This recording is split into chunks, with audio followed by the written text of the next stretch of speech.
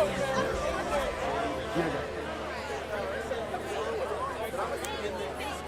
evening, and welcome to Elephant in the Room Forum.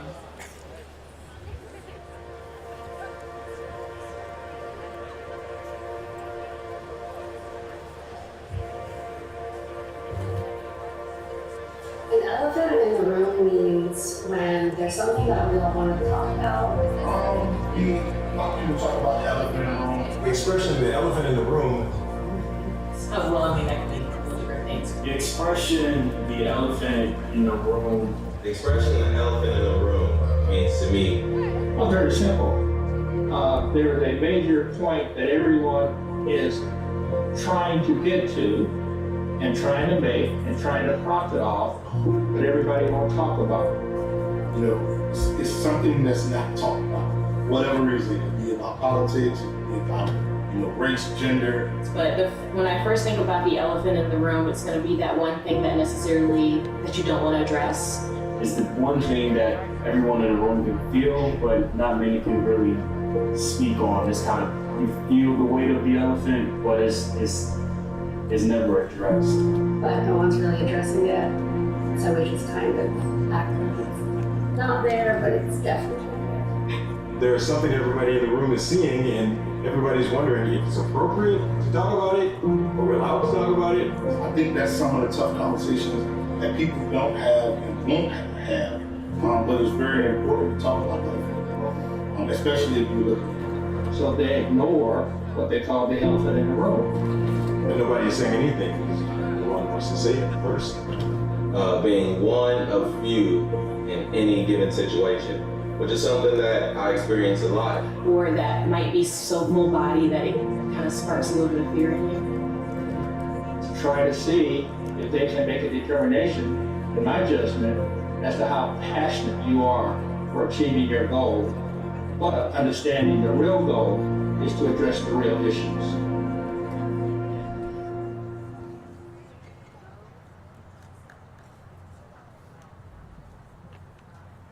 Please welcome to the stage, Pharrell Williams.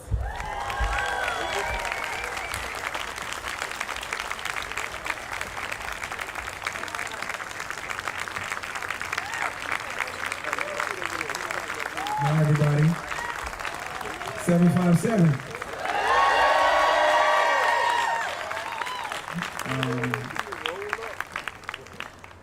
Not much to say except welcome. Hope you guys enjoy the show, and please stand back up for Dr. Adams Gaston, Norfolk State.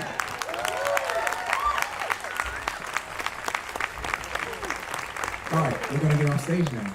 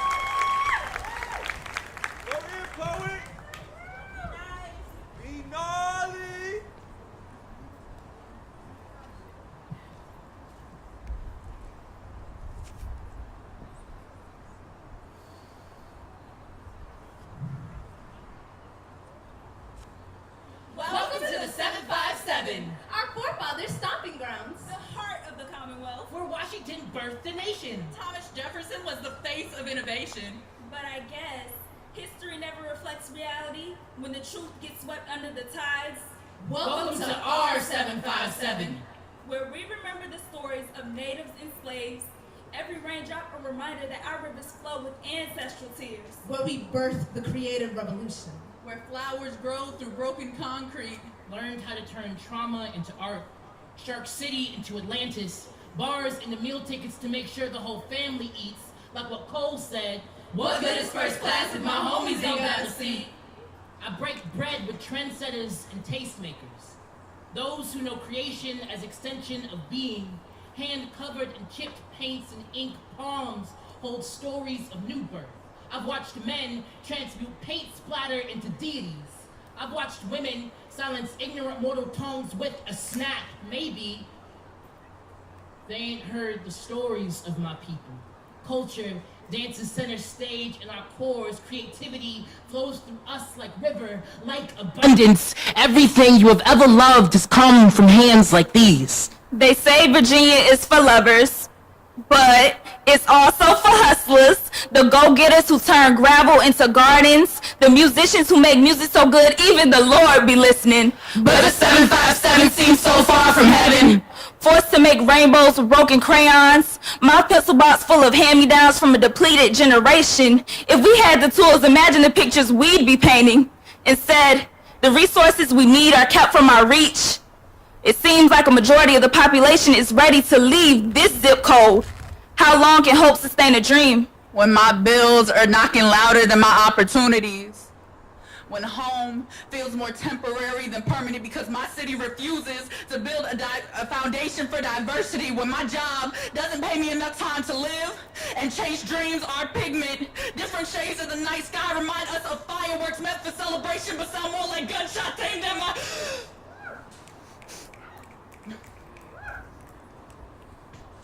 And all of a sudden, breathing feels more like drowning. Hate starts to pollute change. Before it even happens, you're frozen in a moment of what was, what is, and what could be. You start to realize that toxic waters and toxic people flow with the same energy. Contaminated institutions pollute minds. Get clouded with judgment before the top water can even run clear. So, the next time you're looking at a body of water, you'll see no movement because waves only move with the current currently. The state of our nation is in a drought for change. So to have joy is radical. To look into the eyes of an oppressor and smile is powerful, knowing that in the midst of the fire that the living water within you will overflow over anything that's tried to come against you. So when I say, BA, y'all say, let's make some waves! VA! Let's make some waves! BA! Let's make some waves! To acknowledge change is to acknowledge what's been corrupt. Dirty hands can't make clean slates. It's time we rid our communities of hate. VA! Let's make some waves! Dive into your power, because we cannot be washed out of frame when we are the living waters that can't be contained. We have the power to take pain and bring in streams of people ready to enact radical change. No room for stagnant waters. With open hearts and listening ears, it's time to pull together and start a ripple effect. VA! Let's make some waves! I see the colors of a creative revolution. The crimson of the lost, the blues of the worn, and the yellow, not so mellow screams of liberation, a celebration of a battle that's already been won. Despite constant brutality, we have the strength to shift reality. The ones pushed to the margins will take center page, creating cultural tsunamis of change. The whole world will feel our wave. VA! Let's make some waves!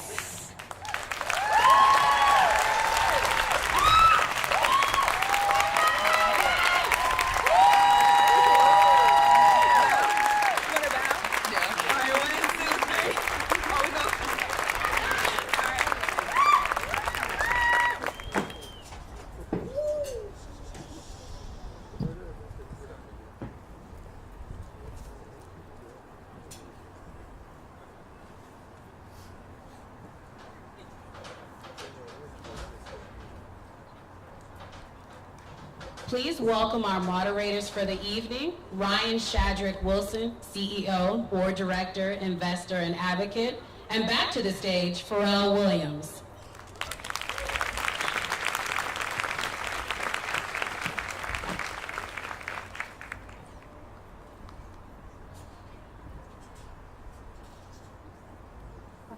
They are joined by our panelists, Dr. Cassandra Newby-Alexander, Professor of History and Dean of the College of Liberal Arts at Norfolk State University,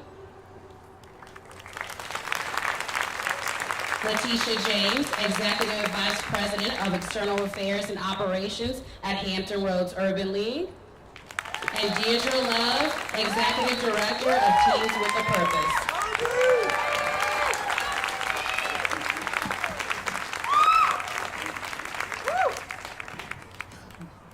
Love it. The local rock stars. Yes. Do you want me to kick us off? Please. All right. Because I'm not good at this. I just needed, this is something that needed to happen. I'm not the professional here, though. Well, shoot. I'll pretend to be one. Okay. So we're here tonight to talk, because you brought us all together, to talk about unifying and learning and building a stronger 757. But you can't really move forward until you understand the past. Right. Right? So you've invited these three amazing women, local rock stars, you could hear from the applause, to help us understand sort of where we've been as a region. And I'm going to start with Cassandra. Okay. The doctor, Dr. Cassandra, who I was teasing her on the way over here. Cassandra went to University of Virginia, got a master's at Old Dominion University, got a PhD at William & Mary, got another certificate at Norfolk State, and now a teaching certificate. She made the rounds of all the Virginia institutions, and I can think of no better expert in the history of the African American experience in this region. You've written books on colonial times, Civil War, Underground Railroad, yes, Virginia waterways, and the African American experience. Like, you have covered it, and maybe you could kick us off and just tell us a little bit about the history of this region and the African American experience. So one of the articles that I wrote a couple of years ago had to do with the historical silences. We've been experiencing for almost 400 years a silence about African Americans and our presence in this area. It really wasn't until 1619 that what was called the Jamestown Settlement, later the Virginia Colony, was actually a colony. And it was because of the forced arrival of the Africans who brought abilities, skills, knowledge, those kinds of things that helped the colony to actually survive. And it was African Americans who helped to frame even the way in which we utilize these waterways. The waterways are the blood and butter, or the bread and butter and the blood and soil of this region. In fact, for those of you who are from Hampton Roads, you know you cannot drive 5 minutes without crossing over a bridge or going through a tunnel. And most of the people around here don't know how to drive across a bridge or through a tunnel. And because of that, we have all kinds of traffic nightmares. Because the history of this area was the waterways. People traveled by ships. In this area, Norfolk was the center of the domestic slave trade, taking thousands, hundreds of thousands of African Americans and sending them to the South, sent them to South Carolina, sent them to Louisiana, East Texas, Mississippi, all these areas, but also sent them across the country to Tennessee and Kentucky, spreading not only their DNA, but their knowledge, their culture. And that culture was appropriated by whites. Because when we talk about Southern cuisine, why are we excluding African Americans? Southern cuisine is African American cuisine. This area was one of two areas that put together two kinds of cultural norms, creating a dish called yakamen. Because when the Chinese came into this area, because of the railroads in the 1860s, they brought their culture. And they were living with and among African Americans. Only New Orleans is the only place, the only other place with that particular dish. But it is that and so many other things. The whole definition of freedom was defined by African Americans because of their agency, because of their desire not only to be free, but independent and free of racism, of discrimination, and yet our government from almost the beginning used their power to take away our businesses, to take and kill our neighborhoods. Every single interstate in Virginia plowed through a black community. Every single interstate. It destroyed or tried to destroy black communities, and yet they still survived. They still thrived. And then they tried to kill us again, and they still survived, and they started thriving. And so the history of African Americans in America began here, and it's a story not just of discrimination and racism, but of agency and perseverance. And it's that story that should ignite not only pride, but the determination to eliminate these remaining barriers that we still have in our society. The police are not seen as protectors among African Americans. They're seen as those who want to somehow somehow keep African Americans from realizing their full potential and freedoms. Police are seen as the adversary because of how they were started. They were started as slave catchers. And so our society has to have a cultural shift in order to move forward and get past. The 21st century meant 400 years has passed. 1619, 2019, 400 years has passed. Now it's time to start a new chapter, a real new chapter in our history that takes seriously the potential of black agency to transform again this nation, but not historically silencing the skills, the abilities, and the agency of African Americans. Before we get Deirdre and Tish in the conversation, I want you to drill down on one piece of what you just said, because in our next couple of panels, we're going to talk about the opportunity to economically develop this region and the vast potential, the business potential here. You talked about the efforts, the historical efforts to kill black business. Can you say more about what that means? You know, around the turn of the 20th century, when they had the naval shipyard, it was called the Huntington Naval Shipyard in Newport News. Huntington brought down a man named Brown to help, because of all the black longshoremen, to help them to create a bank so that they could use their economic power to help the community, because he was interested in employing African American men who were skilled in that industry. So Brown started a bank. It was so popular, it was so successful, that the white banks imitated what he did, because what he did was he started off with a Christmas fund. So let's take this Christmas fund, get people to pay a little bit of money into it, so by the time Christmas came along, you'd have all these gifts, you wouldn't be in debt. Then he said, let's do this for mortgages, so that blacks could have home ownership and they could pass down wealth. He was so successful that Norfolk attracted him, and he started his bank there. Eventually, it merged into a bigger bank. But when the Depression hit, even though it was successful, Virginia did not give it the go-ahead to continue. So they killed the bank that was providing economic resources, loans, mortgages to African Americans to continue their development. But that didn't stop them. They started another agency after the end of the Depression. But that bank was so vital. It was part of the lifeblood of the community. But that's just one example of how African Americans have started businesses. Norfolk, Church Street, they've killed Church Street 3 times. That's where the lifeblood of the black business community was. They kept initiating urban renewal.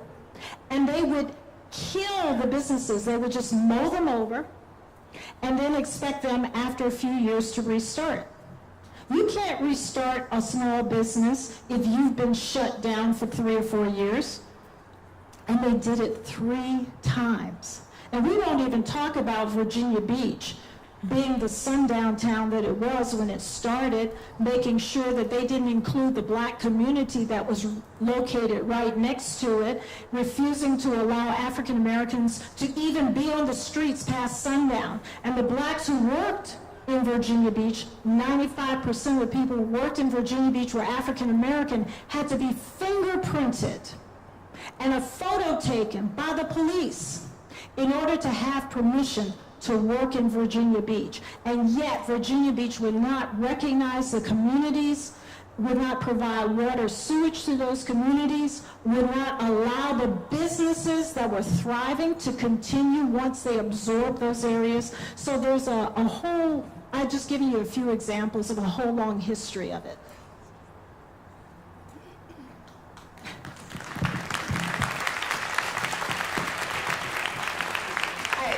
I'm tempted to ask people to raise their hands if they've heard that sundown story from Virginia Beach before.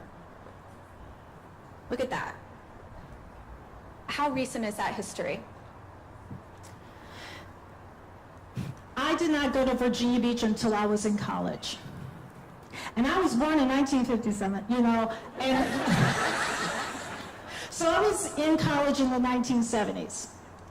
It wasn't until about 1968 that you began to see a few blacks go down to Virginia Beach. But we know that if you had too many blacks in Virginia Beach, the police would begin arresting the blacks for loitering, for suspicion of criminal activity. And while there's not that attitude among the leadership in Virginia Beach today, that culture, you know, it's hard to shift culture and cultural reactions. So there's a knee-jerk reaction that takes place, and so you have to do something very different to shift that cultural reaction. And so Virginia Beach as a city began as a sundown town. So what is the city doing to reverse the culture of that long past? When you consider that 1968 was not that long ago, and Virginia Beach was incorporated as a city in 1952, while years have passed, Virginia Beach as a town started near the turn of the 20th century. So you're talking about a lot of decades in which that attitude was present and a part of the ordinances of that town. And then, of course, moving forward, what has actually been done to change, to shift the way in which people think? And that takes effort. It does not happen in an evolutionary way. It happens because of actual efforts on the part of the leadership to change. Thank you. Thank you for sharing that. I think you should also establish to this business community, which, by the way, I'm so glad that you guys all showed up for this, because this is really good. But establish for them that there's 3 segments. Yeah. They should hear that. I mean, I've gone a little mute because it's uncomfortable and it's making me shift in my seat, and I am a child of Virginia Beach, and I bleed for Virginia Beach. I love that place, and it makes me sick to my stomach. And it's nothing I ever learned in school, and it's nothing that I've ever heard talked about in this community that I love so much. This is uncomfortable, and I'm sure if I'm feeling like this, other people are feeling like this, and I think it's awesome that you're sitting still and you're sitting through this, because in the next 2 panels, we're going to talk about all the amazing things that are happening in this community today, and in our last panel, we're going to talk about the vision for where we could go. Yep. So this is heavy. We got to get through the heavy stuff. Right, and you said that to me. You were like, "Listen, it's going to be heavy." I'm like, "Woo, it's super heavy." But being black, not only in America but in Virginia, you wake up with that gravity every day.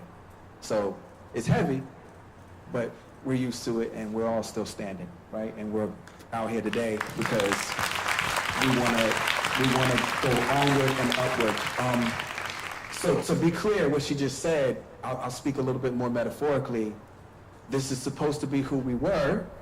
Then there's going to be a segment about who we are, and then there's going to finally be a segment about who we would like to be. Does that sound good to you all? But I appreciate everything that you're saying, and you know, my parents certainly told me stories, and you know, my grandparents would say things, and it's just, it's very, very, very heavy. But the only way that we're gonna get past this stuff is to just be, you know what? It's American history. Yes, and you have to bring it out. You know, people are still suffering from trauma. I talk with older people who lost their homes because of these policies, who had lost their, you know, family members, their lives because of these practices. And so before you can move forward, you have to acknowledge the past. Yes. You have to apologize for that past, and you have to create a pathway to a present and a future that is fundamentally different from that past. Great. Tish, can I get you to jump in? You're with the Hampton Roads Urban League. And, well, I'll let you say what the mission of the Urban League is, for those who don't know. Yeah, hi, and thank you again for having us as a guest for this important conversation. I am honored to represent the Urban League of Hampton Roads, and I, along with our team, consider it to be an honor because the mission, we're one of the oldest civil rights organizations. The NAACP was created first, and the following year in 1910 was the Urban League. And we are one of 90 affiliates across the country that is, our mission is to create opportunities of equity and social justice for the Black community. And I like to consider ourselves to be a safety net for the most vulnerable in our community. And the way that we are doing that is we help, along with what Dr. Newby mentioned, we provide housing opportunities for minority or under-resourced people in communities. We help people become first-time home buyers. I am very, yes. Our president and CEO, Gil Bland, couldn't join us today due to a commitment in Richmond, but we have a strong purpose in closing the racial wealth gap among the Black and minority communities. So this conversation is incredibly important about investment. But the way that we do that, and I'm proud to say that we're one of the only minority-led, minority-serving organizations doing that, is creating first-time home buyers. We also are working very hard in partnering with our historically Black colleges and universities to create employment opportunities with the businesses that that we all have, in making sure that we create opportunities for our young people, especially now with the interest in diversifying the talent pool. I'm a big fan of establishing these partnerships with Norfolk State, Hampton University, all 5 of the HBCUs here, and other minority-serving organizations like Old Dominion and others. But our health programs are tied to helping to connect our community to resources with health institutions. And we are focused highly on improving the minority community's financial wellness. That means that we help people build their credit. We help them establish savings. We help them become banked if they are underbanked, so that the predators that are within a lot of our communities, cash check places. We help people to stand on their own 2 feet, but not just to have any job, but a well-paying job with health benefits. And entrepreneurship. You can't talk about serving the Black community without elevating the interest for our young people in particular to become entrepreneurs.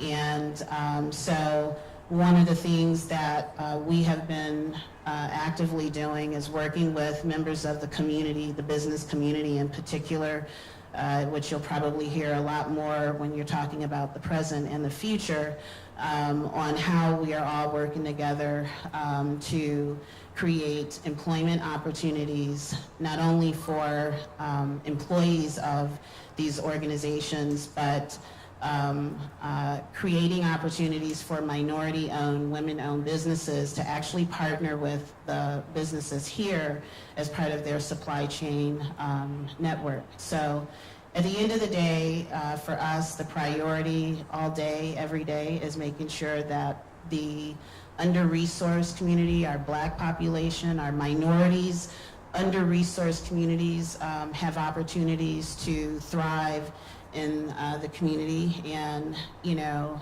the fact that Virginia is called Commonwealth, I think is the whole point of it all, is to create commonwealth for everybody. Thank you. And I'm glad you mentioned other communities, because we have to acknowledge, I mean, look out at this lawn, room, whatever we're on. We're not just black and white. We're this beautiful rainbow of colors. We have a vibrant Filipino community and Vietnamese community, so many communities in this area. So is the Urban League working with many communities? And Cassandra, can I go back to some of what you shared? I can't get over it. Some of the historic systemic inequities that have been in our political system and our financial system, they've affected not just the Black community, but other minority communities as well.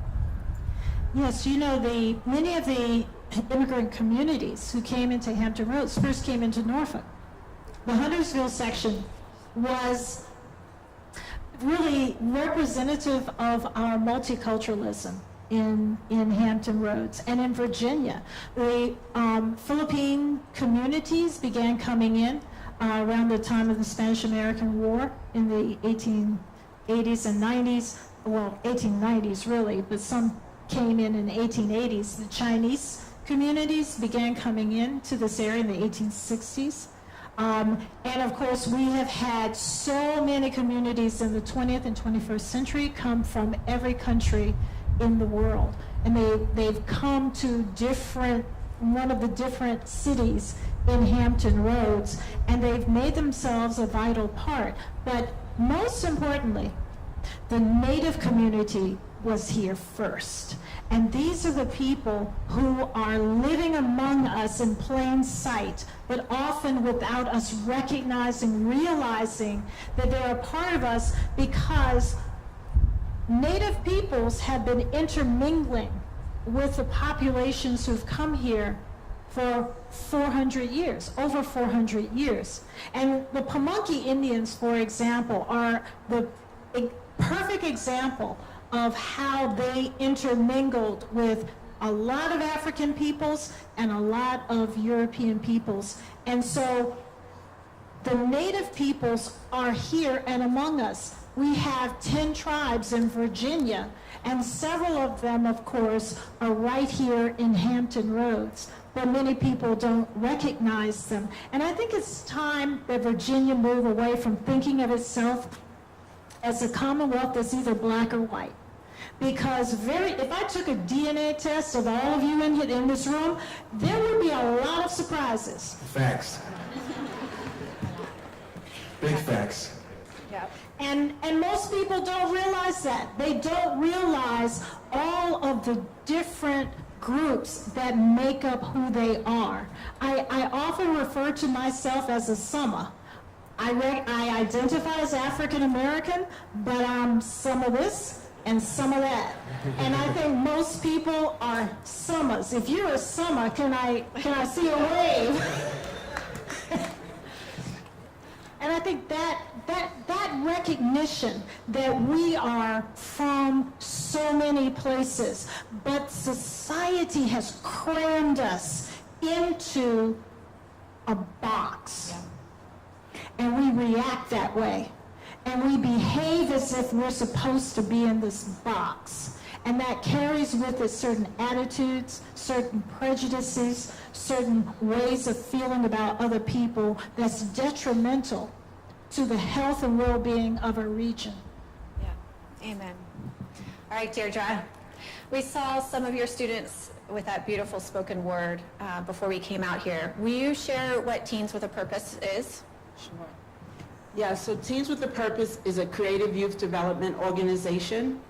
And what a lot of people don't know about us is that I'm the founder, and we were founded in the late 1990s when the AIDS pandemic was ravishing the African American community, especially young people. And as a younger person then, I was not empowered to make a difference. I didn't have the knowledge, I didn't have the support, I didn't feel like I had the voice. And so when I had the opportunity to start Teens with a Purpose as a church ministry for young people to find their voice, to affect a change with something that was, destroying our community, I jumped at the chance to do that. So we started as an organization to use the arts, to use creativity, to use voice to affect change. And it started back during that pandemic, and now we're living through another one.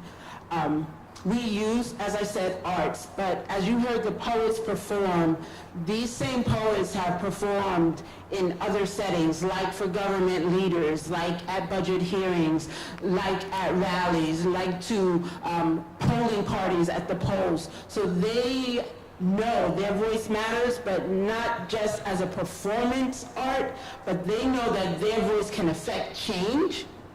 And so they'll show up and we'll have amazing poll parties and cheer for people as they go to vote and do poems and songs of empowerment.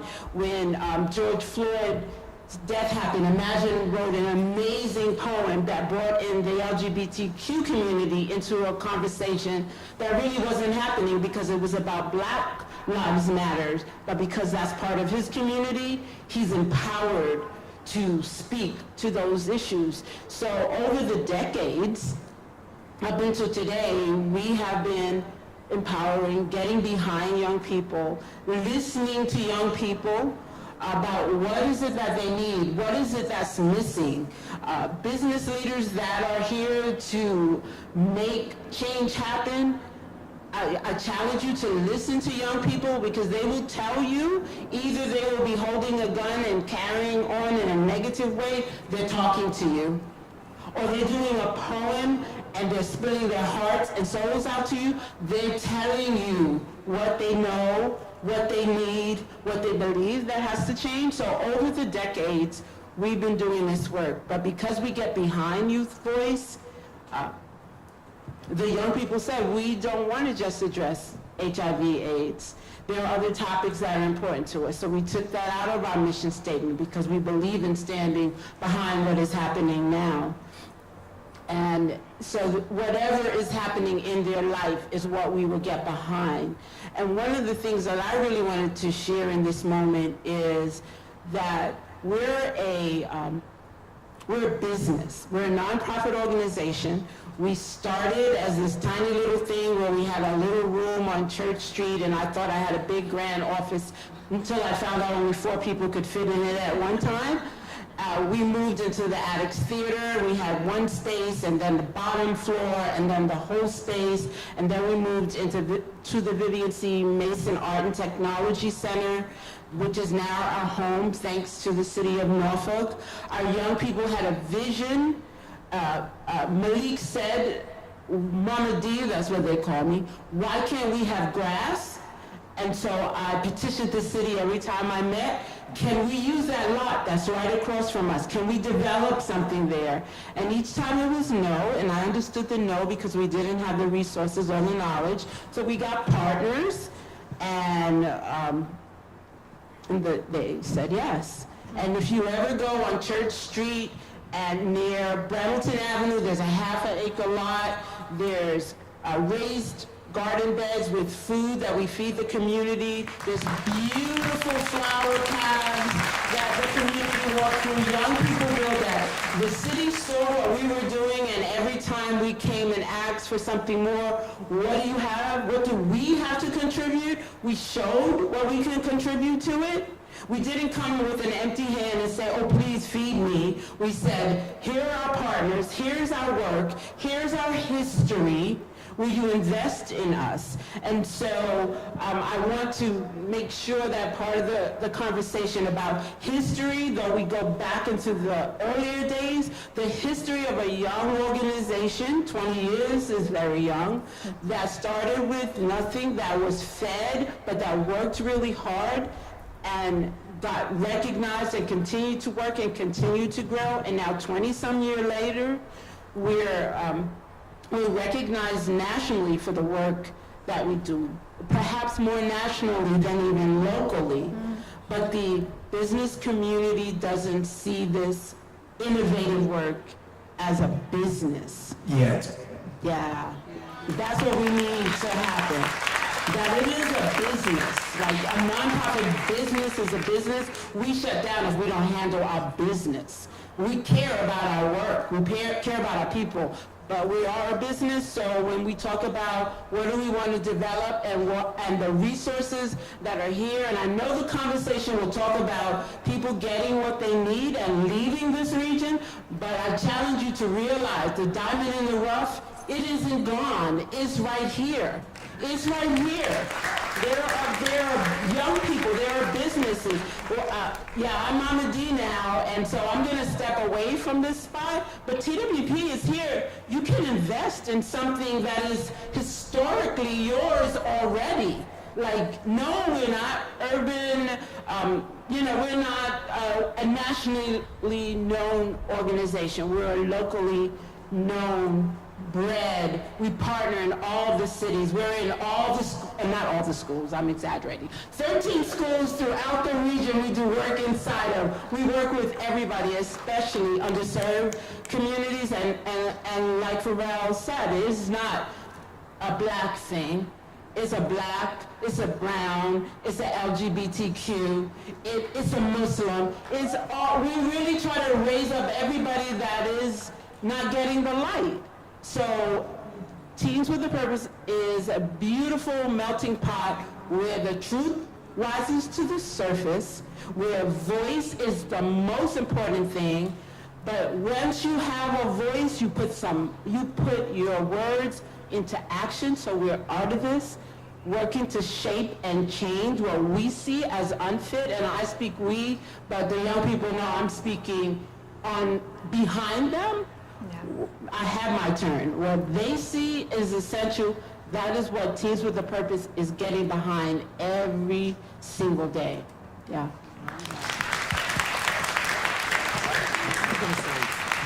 You know, it's beautiful to hear everything that you guys represent. And I just want to establish the fact that this is the business community of the 757. And they're here not because they agree on everything.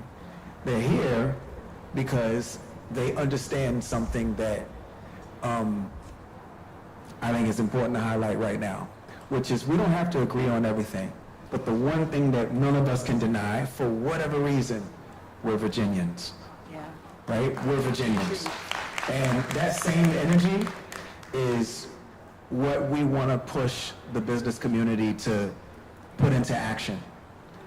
You don't have to agree with everything, but you do agree in the fact that we are Virginians, and you do agree in the fact that we want to rise. And the only way we can do that is to do that with each other. Yeah. So hopefully you'll be getting some business cards. Hopefully you'll be getting approached. Yes. All of you. I'll walk through the crowds later. It would be great. It would be great because you know what? That's how we're going to get there. We have to lift each other up. Yeah. You know, we've done a really good job at pulling each other down. Let's try the other way now. You know, could I mention something? You know, for 300 years at least, we have experienced a brain drain in this region.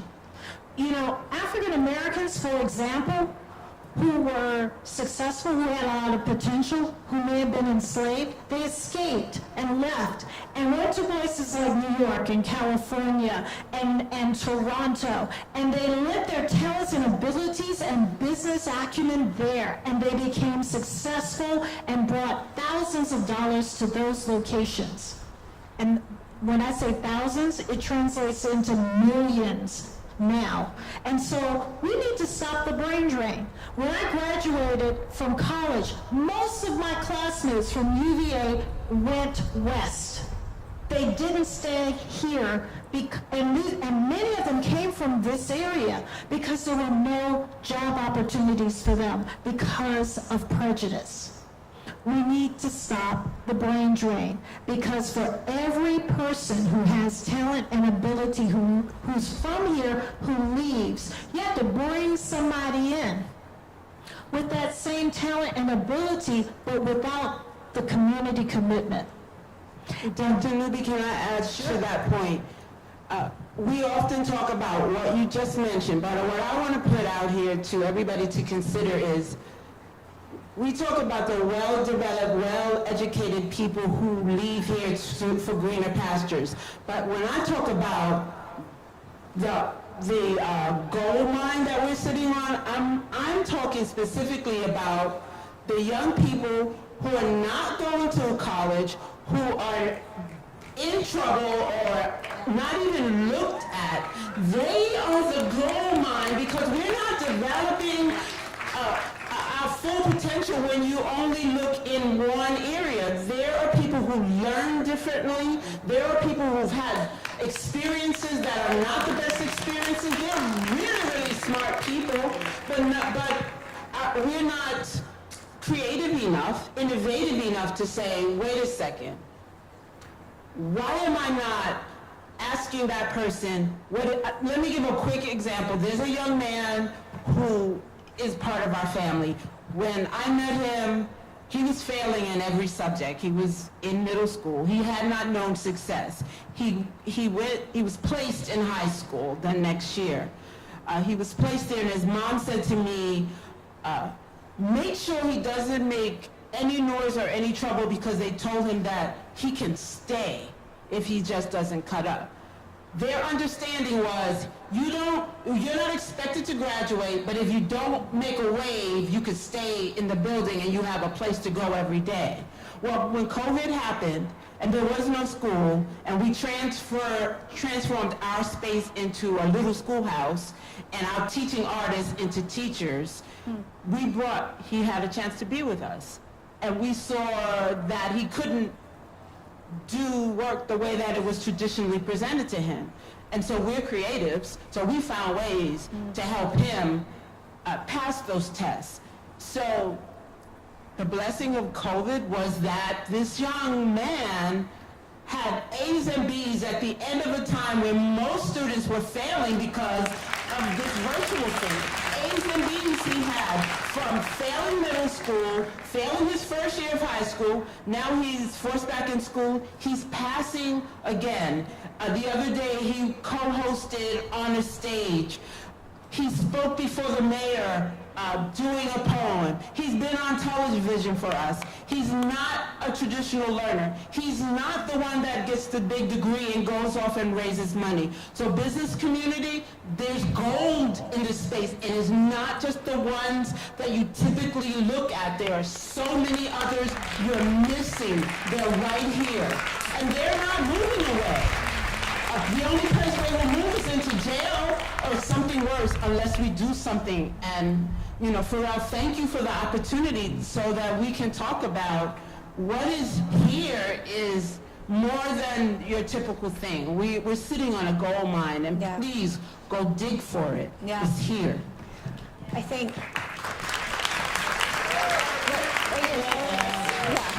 I mean, she raises a really valid point, but at the same time, as you're talking, the beauty of attending an HBCU is a place that you're embraced for your different methods of learning, the professors that you meet. I'm a proud graduate of Wilberforce University in Ohio. Our entire family, our, not entire, but our children and other family members have attended HBCUs, and my partner is a professor here at Norfolk State, and it matters because for the first time when you come to a HBCU like Norfolk State, you have hope, right?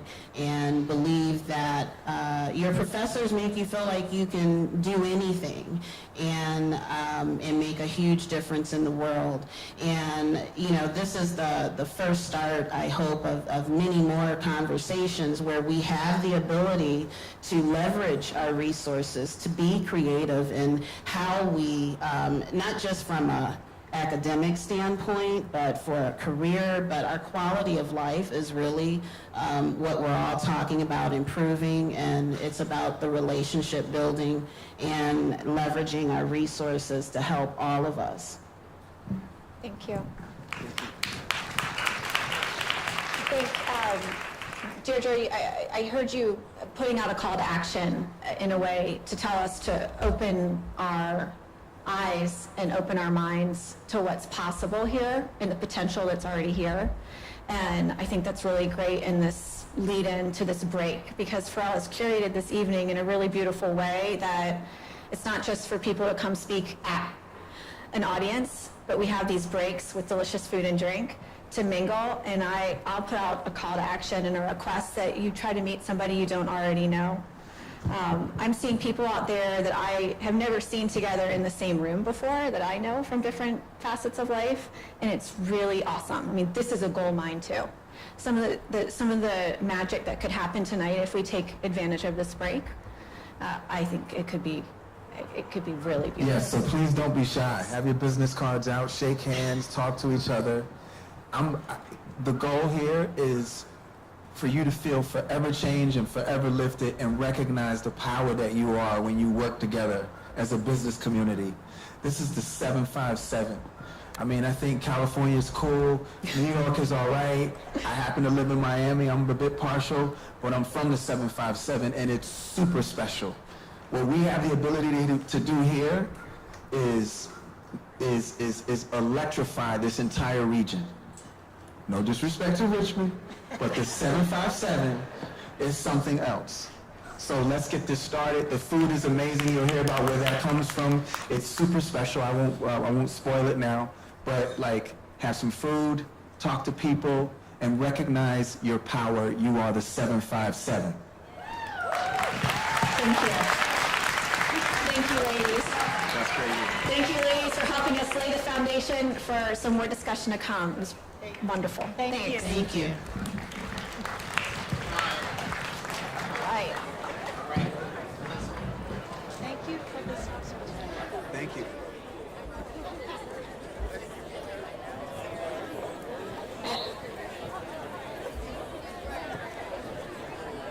At this time, we'll have a brief intermission, so please enjoy our special culinary experience prepared for you by Commune and the Crop Foundation.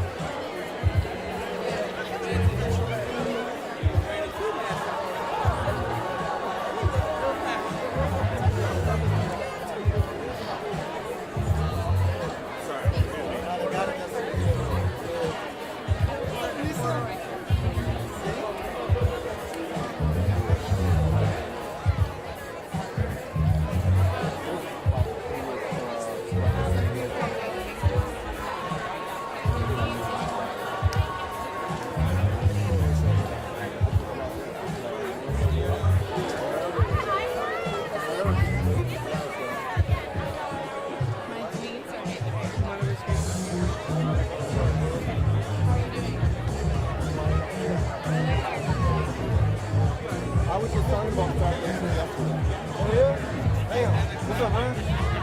Oh, you good?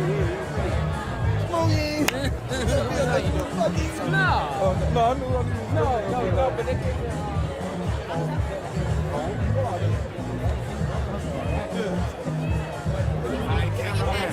What's your name?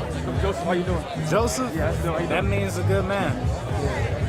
That's what's up, man. So how did you get this gig?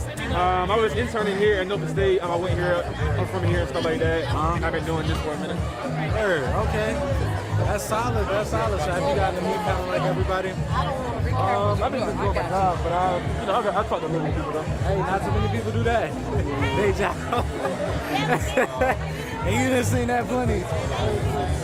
But so who was that lady with the shiny stuff? I'm not sure who it is. I'm gonna find out. Wish me luck. I'm gonna do it.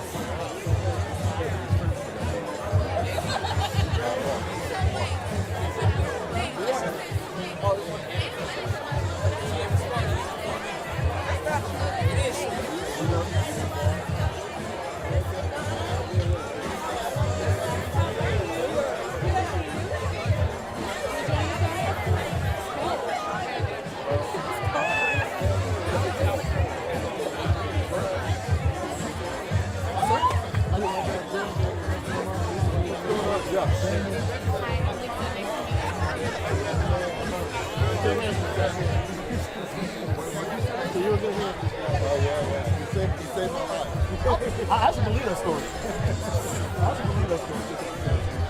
I think I saved this last all in there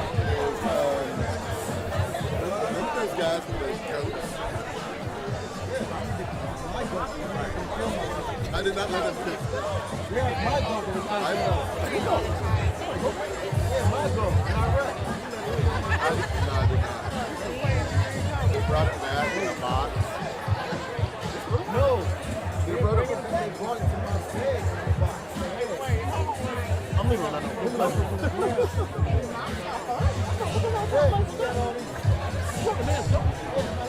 We ate. We did not put it in there. We had to prepare it. We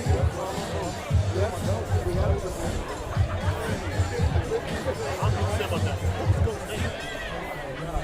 Oh, no, God. Oh, that was my three ways, you know?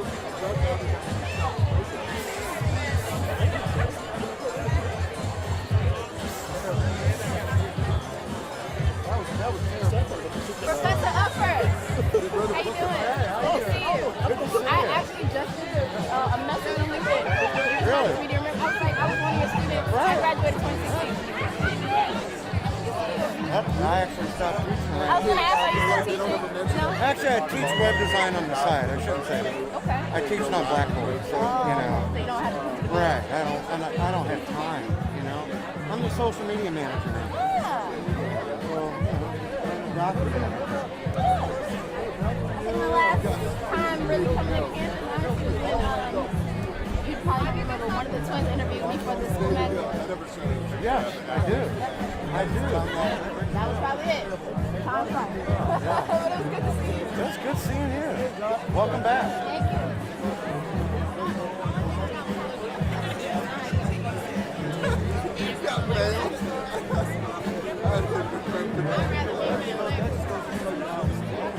All I know is you got one dude.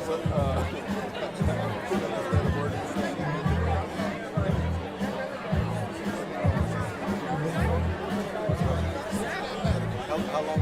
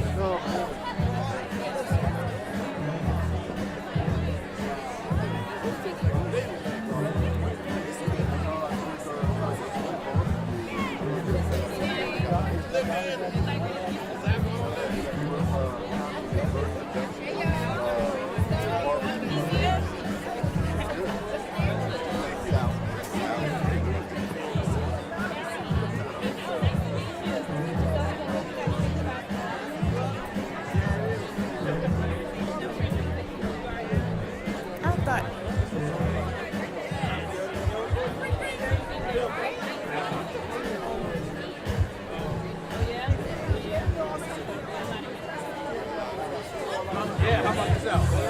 This is my colleague. This is a movement shaker. They say we don't sleep. Are you? Yeah. Making some networking.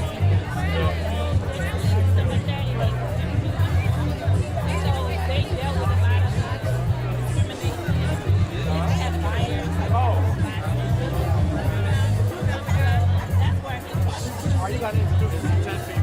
All right, come on. Come on, squeeze right by you, pal.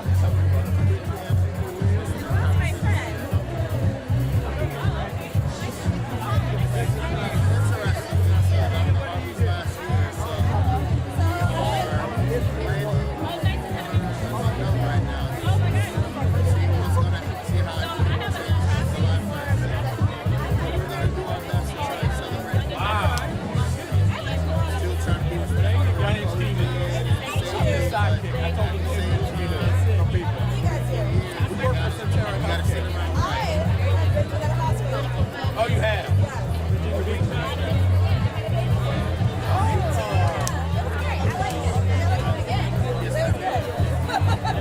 That's awesome. That's awesome.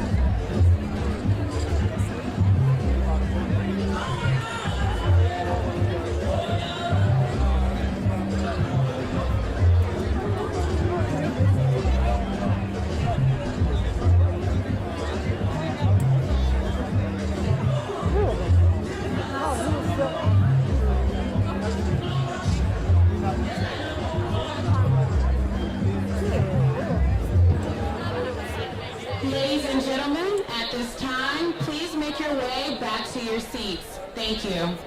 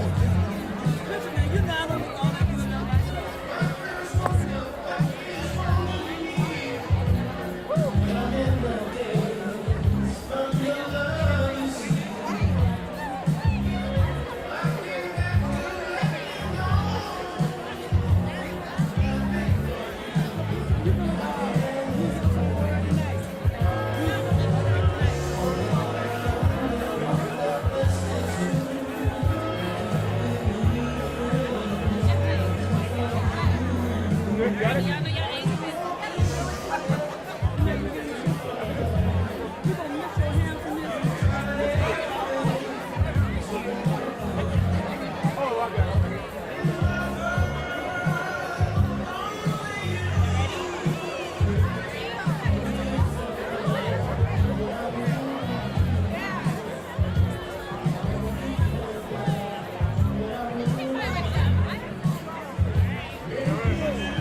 picture.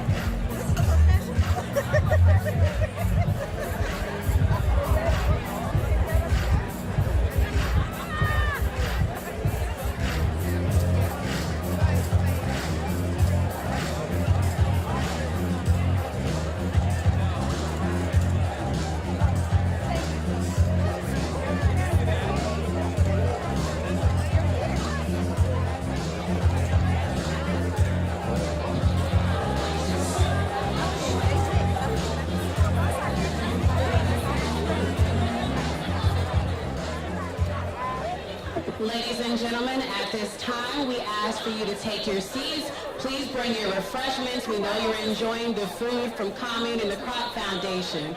And at this time, I'd like to welcome the president of Norfolk State University, Dr. Javon Adams Gaston.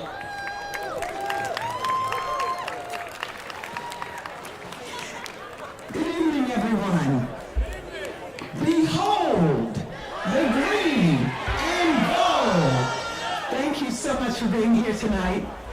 Let me say, Norfolk State University is proud to be the host site for this wonderful, wonderful ability to talk, to learn, to process, and as we say at Norfolk State University, we see the future in you. Let me tell you a little bit about Norfolk State University. We were started during the Great Depression, and we are 86 years old. And why that is important is because a group of African American individuals saw the need for a school right here in Norfolk where higher education could be embraced. And they put their coins together and created what has now become Norfolk State University. And it is a beautiful, beautiful school filled with brilliant minds. One of the things that I will tell you is our students have the opportunity to come to the university, to go from where they are to where they want to be, because we have a fantastic faculty who care about these students, who nurture them, and it really doesn't matter where they have started. They're going to help push and propel them forward. We have a wonderful administration and staff group who do everything to ensure that their leadership abilities are a part of what they're developing, and when they leave here, we know that what they can do is all that they have in their heart, in their soul, as we see the future in them. I also want you to know that this is a school that really is an open institution. Everyone who wants to be a part of this institution is invited and encouraged to be here. We love diversity and we have diversity. But one of the things that we never forget is that we were born of a need for African Americans to have a place to learn. And so our historical roots as a historically black college and university are key to us. And we use that to be open to all. I am so pleased today that we're talking about the past, because the past here in this nation is a difficult past. And we have to be able to talk about it. But I am as excited to hear us talk about the future, how we can reach across lines of what used to divide us and find out that we are all made better by inclusion, by diversity, and importantly, by equity. And so I thank you for coming out tonight. I want to thank Pharrell Williams for being such a wonderful supporter of Norfolk State University. Yes, yes. And I invite all of you to become wonderful supporters of Norfolk State University. We have great partnerships. We have amazing programs. We're known for our cybersecurity program, our engineering program, our business program, and our fine arts program. So if you think about arts, think about theater. Most recently, we received from Jay-Z and Beyonce $2 million for our students to be able to be successful in the arts. And so we're STEM with the A, with STEAM. All of our areas, our social work area is one of the well-known areas in this nation. It's one of the few places it's the only place in Virginia, I believe, but it's one of the few places where you can start here with an undergraduate degree and go all the way through and get your PhD. right here at Norfolk State University. Our nursing program, I could go on, but let me tell you what matters.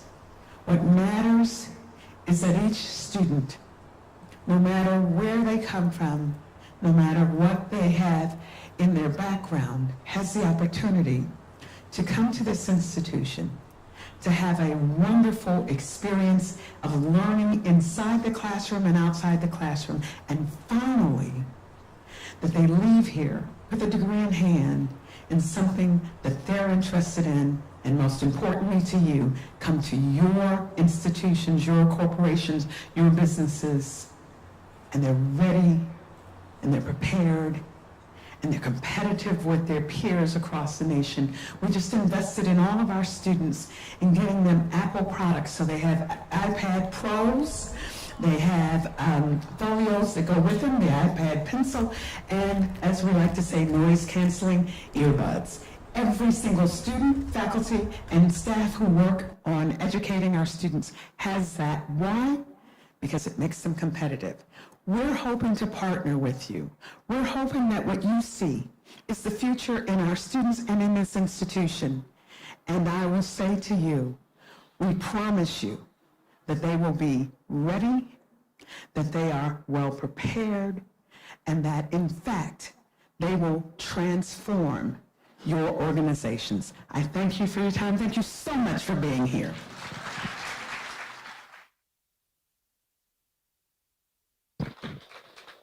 Please welcome back to the stage Ryan Shadrick Wilson, Pharrell Williams, who are joined by our panelists, Shai Zerling, Managing Director of Brookfield, Drew Unvarsky, CEO of Grow and Assembly, Pusha T, musician and entrepreneur, and Felicia Hatcher, CEO of Black Ambition, and Derek Weatherspoon, Senior Portfolio Manager at Black Rock.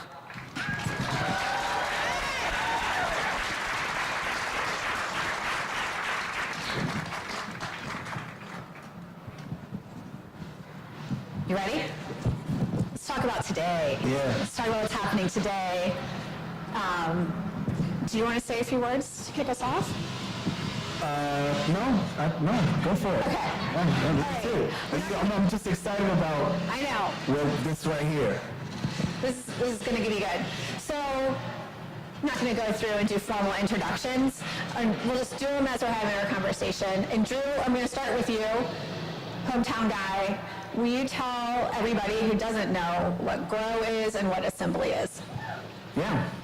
So I run a digital agency called Grow. We concept design and develop digital experiences for the world's biggest brands, Google, Spotify, Adidas, and others. There's about... You said that so fast. So, okay, slow down. Yeah, I just want to make, there's like, a motorcycle situation happening right now. I want to make sure everybody hears the super heavy names that you represent, and you're from here, so they know that these kinds of things are happening here. Yeah, so we're working with the world's biggest brands. You're using our experiences when you pick up the Google devices. You're playing with the demos that we're building. When you're on Adidas's website, you're playing with stuff that we've built. And we're doing that here with a team of talent, a little over 50 strong. See? Told you. Come on, 757 business community, what's up? See? Yeah, so I was studying at ODU, and I thought I was going there to make video games, but I started making websites, and like my favorite shops that I was looking at around the world were anywhere. Like it was like I feel like I could do this here too, and I just started making things, and one thing turned to another, and more people needed me to make stuff for them, and I just started building a team. And so yeah, we built this company Grow. It's been going on for a while now, and then recently.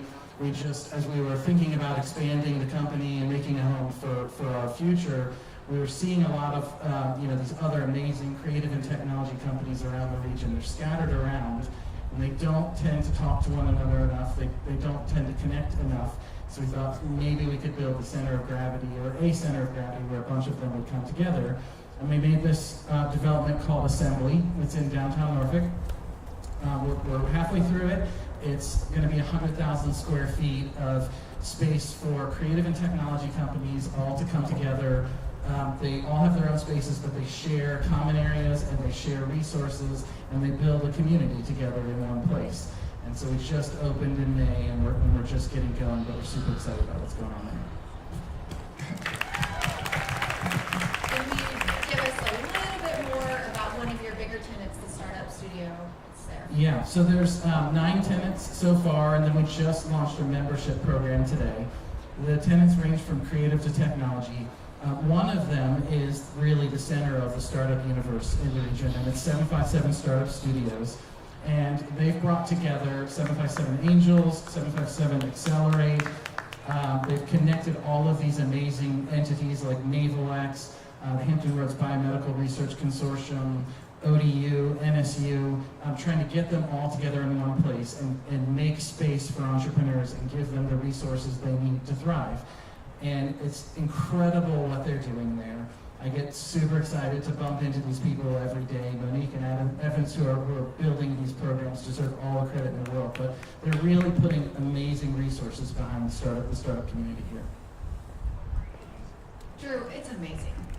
It's amazing what you've built. I told you, I spend my days working with startups. All of them are in New York, the Bay Area, and LA. To see you doing what's happening in those sort of innovation hubs here is so exciting. Thank you.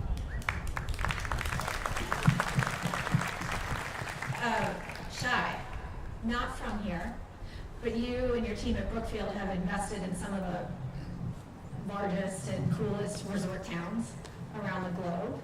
In the U.S., you have some observations around what it's taken to, I shouldn't say turn around, I struggle sometimes with the right words. You have invested into markets that other people haven't really discovered their full potential yet. Is that a fair way to say it? Well, if you didn't disclose it, people would know by my accent that I'm not local. So I'm here representing Brookfield. We're one of the largest alternative asset managers, about $650 billion invested in infrastructure, renewables, private equity, and real estate. And we invest across the globe. I travel probably 250,000 miles a year, which my wife loves. So the question is, what am I doing here, right? And I think what is really appealing is trying to get ahead of the curve and identifying the next Austin, the next Nashville, the next Asbury Park, the next Atlanta. And I'll tell you, I travel a lot. I landed today, super easy flight. You guys have the most welcoming, the cleanest town I've been to in probably 10 years of travel. Then you got a fantastic beach that I wish the weather was more cooperative because I would be there tomorrow morning. And what tipped over some of these destinations we look at is we look for an advocate. Every one of these markets had a tipping point. Starts with an advocate and typically driven by arts and culture. And for me, after traveling as much as I do, along with my competitors, Aries, BlackRock, everybody who will be presented, to be flying into this event speaks a lot about your advocate, Mr. Williams here. And I think when you get that kind of momentum, you pique my interest, and I'll spend a lot of time learning and studying the opportunities here because you guys have incredible potential, and this is one of the last pieces here along the East Coast that is ripe for the picking. So I appreciate you inviting me. All right. I wish I was alone without my competitors here. But it's very exciting, and I appreciate you calling me because you can definitely say that the resources, the human capital, and the opportunity is something that you don't find in many of the major markets we already are invested in. So thank you for that. Thank you. I love that you said right for the picking, because earlier tonight you were talking about low-hanging fruit, and this community is so rich with low-hanging fruit. I mean, it's just right there. And I love that you and all your competitors are here to check it out. So fight for it, man, fight for it. Pusha, can we get you in the conversation? For sure. What's up, guys? How y'all doing? Well, more recently, I've started a record label here called Airwave Music Group, and it's basically centered around local artists, local acts, and building that footprint and building that circuit so that we don't have to go other places and get recognized, you know, go back to labels, and, you know, we can sort of start our footwork and our groundwork right here. Trying to keep the arts and culture alive in the 757 for sure. Thank you for sharing that. So you talked about the brain drain earlier. It's not just a brain drain, it's a talent. It's a holistic talent drain that has been plaguing this area forever. People talk about the musicians that come from here. An absurdly high number of athletes come from this area. Yeah. We have, I mean, to my mind, one of the finest choreographers of our time. Travis Wall is from this area. One of the best comedians, Jay Pharrell. One of the best actors, Mark Ruffalo, First Colonial High School. And then they leave, and we don't get them back. And the fact that you're coming back to build this in the community, Pusha, is incredible. Thanks. Please, shall we share what you're up to? Sure. I run Black Ambition. It was founded by Pharrell last year. The best way that I can describe Black Ambition is a conversation that we've had is by asking you guys all a question. Like, who are you uninterrupted? Meaning, if nothing ever stood in the way of you achieving success, what would your life look like? What would your communities look like? What would your business look like? And so we're trying to answer that question with Black Ambition for Black, Latinx, and then HBCU students. What would their businesses look like if nothing stood in the way? So racism, systemic issues, poverty, like the long list of things that have stopped us from being able to reach our full potential with our businesses. I think one of the ladies earlier talking about what the highway has done in Black communities all across the United States. If that never happened, what would that look like? And so with Black Ambition, we're creating an environment, and it's a bold ambition, literally the name, where Black, Latinx, and HBCU students can build businesses with the North Star being that they'll never be interrupted again by creating unprecedented access to the resources and the dollars so that they can succeed. And so we've seen that. Like, we funded 34 companies this year. Dose of Beauty is a Virginia-based company that was our top HBCU prize winner. We had close to 2,000 applicants nationwide. And I think what's impressive about that is not only did we bet on those companies, but we're betting on companies that oftentimes, you know, investors that don't look like us have dismissed. And by betting on those companies, you know, you have Logistics who, you know, they're getting ready to roll out into 900 waste management facilities, and we were their largest investor. That's a problem. I mean, it's a great thing and blessing that we invested in them, but why were they dismissed and overlooked before? You know, we have a company, Bodo Learning, that we invested in them, and then Google invested in them, $100,000. And then they just raised up $1.4 million. And so one, they got the stamp of approval for Black Ambition, but my question is, how many meetings they've gone to before where they were ignored? And so that's the thing that we have to change. That is literally the elephant in the room, is we have to stop ignoring the innovation potential of Black and brown communities, and we have to really do something about it. And that's Black Ambition. Thank you for tying it back to our theme of the elephant in the room, because access to capital is 100% an elephant in the room. It's not a lack of ideas, it's not a lack of ambition. There is an access to capital issue. Share the stat. What percentage of venture capital goes to Black and Latinx founders? Yeah, I think depending on what you read and what you listen to, it's between 1 to 3% of VC funding globally goes to Black and Latinx companies, and that's a problem, right? We've been talking about that same 1 to 3% for as long as I've been in this space, and we have to move that needle. And my question around that to people is just like, you know, what happens when you're not only investing in those companies, but you think of the utility of an Uber pool, right? Strangers piling in a vehicle to go from point A to point B. Well, the same exact utility existed in Black communities 30 years ago. Called the jitney taxi, it's called the Judah taxi. Like I can go on and on of how like we've solved major sophisticated transportation issues in Black communities without the right type of funding, without the government support, and without the resources. So as an investor that looked at Uber or any of these ride-sharing companies over the past 10 years, like if you were paying attention to Black and brown communities, you could have been in that 20 years before Ubers and the Lyfts of the world were here. So that's the opportunity that needs to be addressed. More so than this number that we're talking about is how do you get in early is by looking at Black and brown communities not for obstacles, but for the opportunities that have always existed there.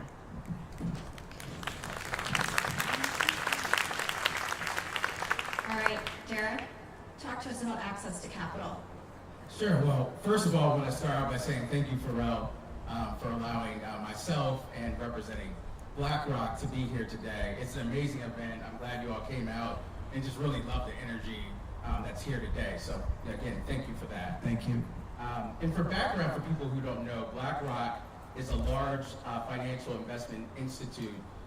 We have over approximately 11 trillion of assets under management, and we have about 300 billion of that in alternatives. And so Brookfield, yes, we are a competitor, but we're all here, to solve the same cause today. And within that 300 billion of capital, in reflecting on the racial injustice that we all unfortunately saw last year with the killing of George Floyd and other injustices, BlackRock was trying to find out how do we respond.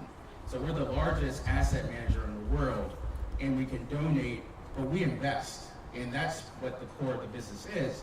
And so how can we find a way to do what's in our DNA to impact underserved communities of color? And so I'm one of a handful of people who have been hired at the firm within our alternatives business to actually do that, find ways to invest in businesses and projects that are owned and operated by people of color, or even if they're not owned and operated, that they serve underserved minority communities. And we define that as Black, Latinx, or Native American. And so, really what we're charged to do is take a portion of that 300 billion of capital and find communities like here where we can build businesses and really build a network. And one thing that I've seen, I've been at the firm about 6 months now, there is really a trickle-down effect when you make investments in communities. And, for example, there's a real estate development opportunity I'm looking at in a major city. It's a Black-owned firm. And what's amazing when I look at the history of their projects, number one, they're undercapitalized, and so they don't have as much access to capital as other peers, despite having better returns in building larger projects historically. But when they do access capital and build, residential buildings, number one, their staff is diverse. 80% of their workforce is either Black, Latinx, or women.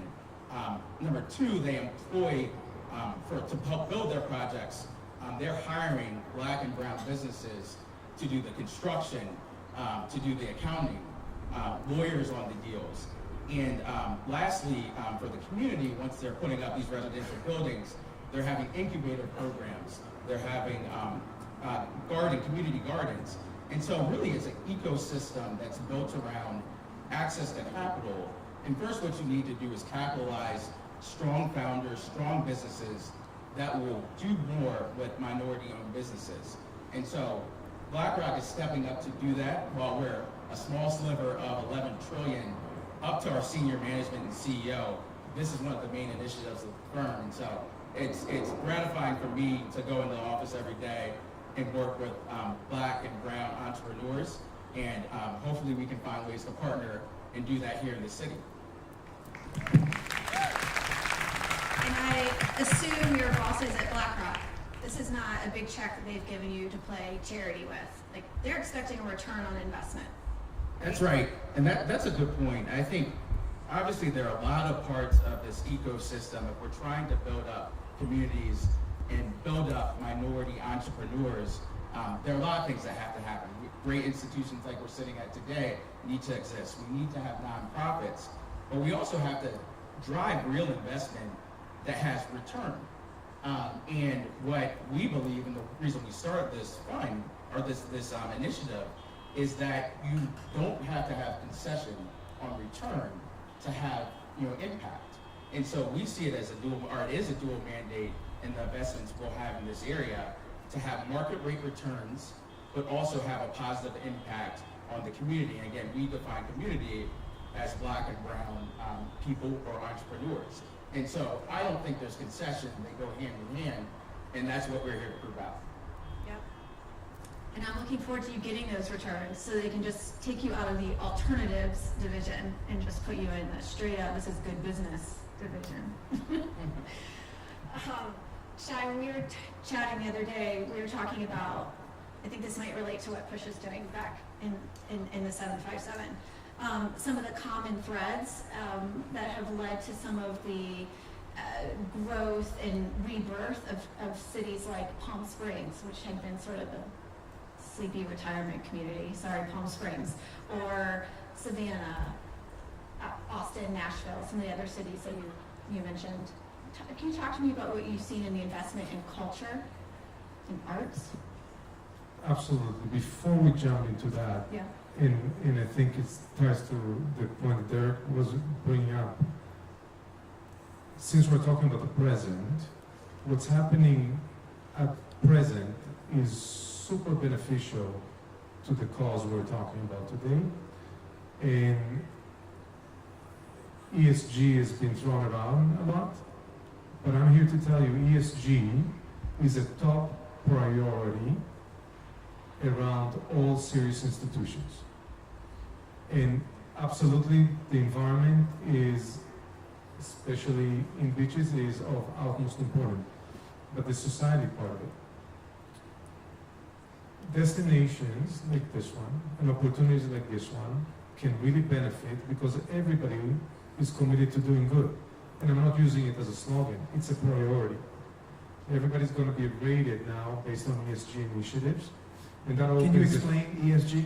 Absolutely. For some that don't know what it is. So there's a huge movement to net zero, basically free carbon, to take care of the environment. There's governance matters, and there's the society matters. What are institutions that are flashed with cash doing to benefit the society? And a big part of it is what do we do about diversity? What do we do about opportunities? For us, we're laser focused on next generation of talent, executives, through diversity, providing opportunities for people who never dreamt of working at a Brookfield company, for example. So we today are measured, I'm measured on how diverse my group of talent is. What backgrounds did it come from? Races, male, female, whatever it is. That's a top priority now in Wall Street. In Wall Street. That's what I wanted them to hear. So the more Top priority. when you can zero in on communities that you can do good and deliver the returns, that really makes this initiative ripe for the picking. And I think that's something that is very important to articulate, that these are not slogans. We're looking for action. We're looking for these kind of opportunities to do better, to do good, and to do investment. Tied to your question about the success stories, a lot of the success stories we've seen in Atlanta, Austin, Nashville, you mentioned Palm Springs, it didn't start from the top down. It didn't start from a council member or a mayor saying, we're going to make Palm Springs a success. That's not how it works. What works is the upside down pyramid. It's the entrepreneurs that settle roots, and then they bring culture, and they bring art, and they bring concerts, they bring movie productions. I never heard of Portland until this Portlandia show came out. Guess what? We own 3 hotels in Portland, and the market has been thriving. Nashville wasn't that hot before the Nashville series came on the show. Now they have an advocate, several advocates, music scene, but those kind of nods to culture, be it production of concerts or film or series, really grabs attention and has the long tail effect. What I mean by that, even after your event is over, people remember, talk about it, and that propels destinations. And this is a huge opportunity here, based on the fact that you have incredible talent, you have great, very strong universities, you have incredible location, both from resources and human capital. So it makes it very interesting in a way that other markets are already getting saturated. To the business community, I'll tell that the high tide lifts all boats. Doesn't matter if the boat is Latin or black or white, or it doesn't matter. If you look at the value of real estate in Palm Springs in the past 15 years, I'll tell you that it at least quadrupled. Hotels that we were able to buy for X, within 10 years became 4X. And that's a huge opportunity as long as there's that level of collaboration and the pyramid is turned upside down. And I think that's the one thing that the community needs to figure out, because the resources are there. We will be very interested in a scenario like that.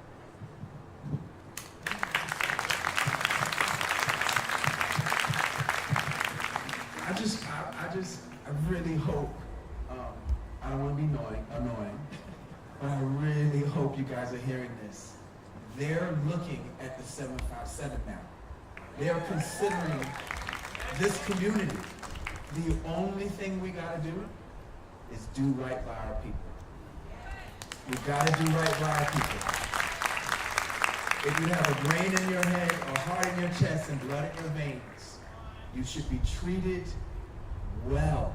Whether you're a patron in the coming to a place of business, you're applying for management, or applying to be a worker, or you want a C-suite position, or you just want to be a business owner yourself.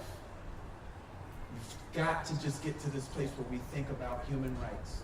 And there was a time, and that's why I keep saying this is not political, because when it comes to politics, nobody wants to talk about human rights. So that's not what this is. This is business, isn't it, Shai? It's all about the IRR. We're talking about the IRR. You see? So that's why I wanted you guys to hear this. Because you don't have to listen to me. Listen to 650 billion. Listen to a sliver of 11 trillion. This is what they're interested in. And now, you all are on the map. And it has nothing to do with me. It has to do with the fact that you showed up today and that you're interested in what these men and these women have to say. And I'm excited about it. So I'm shutting up. Ryan, you go ahead. No. Pusha, what do you need? What do you need from this community? What do you need to reach the full potential of what you envision you're building here? Man, community. Like, the whole idea of community is what's gonna fuel and gonna move Airwave Music Group to the next level. I feel like, myself, my brother Clips, Neptunes, when we all started, we had to really go elsewhere and get noticed, get recognized, and our music even broke elsewhere. It didn't break here in Norfolk. So I feel like with Airwave Music Group, I'm trying to bring all of the acts and get all of the powers that be that have, the ability to push those acts forward. Radio, college radio, promoters, and just the community themselves, like just people themselves, be able to look at your neighbor and know that he's like a dope artist and say, oh man, I can support him like other cities do. And that's the basis of what I'm trying to do just right now, what I'm establishing right now. Drew, what does Assembly need from the community? I would say connections. This is a region that is full of incredibly talented people, incredibly amazing companies, and we don't connect enough. So Assembly was all about trying to make a place. I think this event is all about bringing people together and start building those connections. So trying legitimately to build those connections and rise together. And then second is resources. I think I know a bunch of you in this audience, there is a lot to be excited about. There is a change in momentum and people building things here in a way that has not happened for as long as I've been paying attention to it. In the last 5 years, there's people showing up in huge ways, building businesses, building culture here. They're amazing. There's a bit of a disconnect between where the ideas and the energy are and where the resources and the control is. And if we can bridge those audiences together better, things are going to happen a lot faster than they are right now. I hope some of that's happening here tonight. Yes, yes. We need to tear down some of these partitions and walls and the divisiveness. We need to push that down. Yeah. And to be honest, to just go into that a little bit, it's just been walled a bit, and that's just so short-sighted. Push down these walls, reach across. Like you said, you see your neighbor, whether it's an artist or it's just somebody with a dream of being an entrepreneur. Help, man. Share the codes. Don't make it about you. Make it about us. Make it about we. One person or one small group of people shouldn't make the decisions for this entire region. It should not be the case. That is not interesting to you, is it? It's not, because it shows that you're dealing with a location that is short-sighted. So we're long-term investors. We look at countries, municipalities, markets that are long-term. We're a 110-year-old company. So for us, when we identify areas to invest in, we want to see that long-term approach. And you may not know what you look at 20 years from now, but where it will take you, but you have to set some goals. That's our net zero goal, right? We want to be carbon neutral by 2030. We're going to start working on that. Same approach needs to be to the society, right? Like, there needs to be a vision for 2030, right? And every year you work towards it. And that's when not only you will not have the talent flame, but you're going to start attracting people. And that's where the magic happens, where you have the locals staying and you have people migrating. And I think that you have all the resources for that. It's just about coming together. But I'm excited about the destination, I gotta tell you. Yeah. Awesome. Wow. Thank you. Shai, thank you so much for making the trip. I know Derek and Felicia and Shai, you came a long way and made an effort to be here, and Pusha and Drew, taking the risk, having the balls to be creators in this area and really grow something killer is to be applauded. We're getting signaled that we need to go eat a second course. The food is amazing. Have you eaten the food? It is so good. It is. And by the way, just so you all understand, the reason why we're just kind of truncating everything is because we hear that the rain, we want to beat the rain before it comes. So you'll be hopefully eating and watching this next group come up here as well. But it's not that we're trying to rush you. It's just that we're just trying to get it all in, and we want you to speak to everyone, and we want you to see everyone, and we want to give you time to mingle and talk to people and exchange cards. Like I said, this is not about me.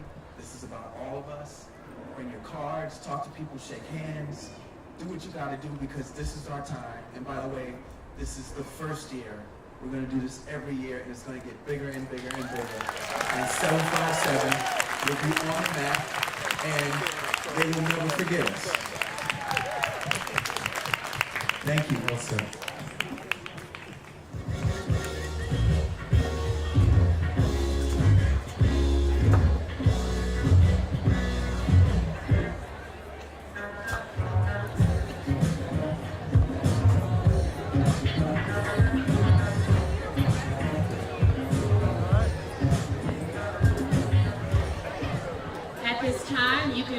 enjoy more food and beverages from the Crop Foundation and Commune.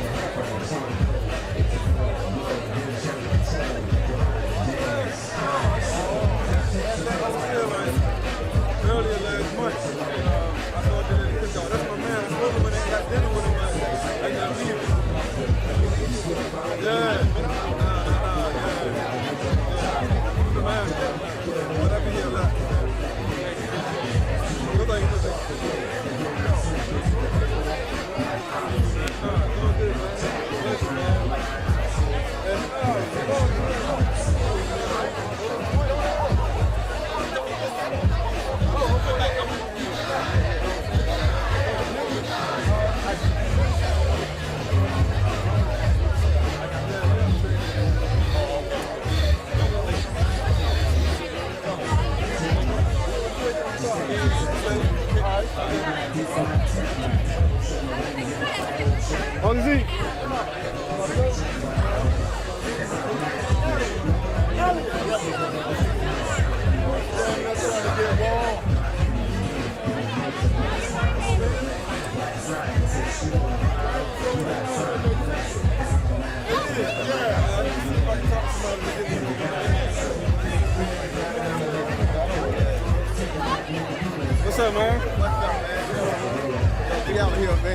we're here to be on the phone. We got another home. We got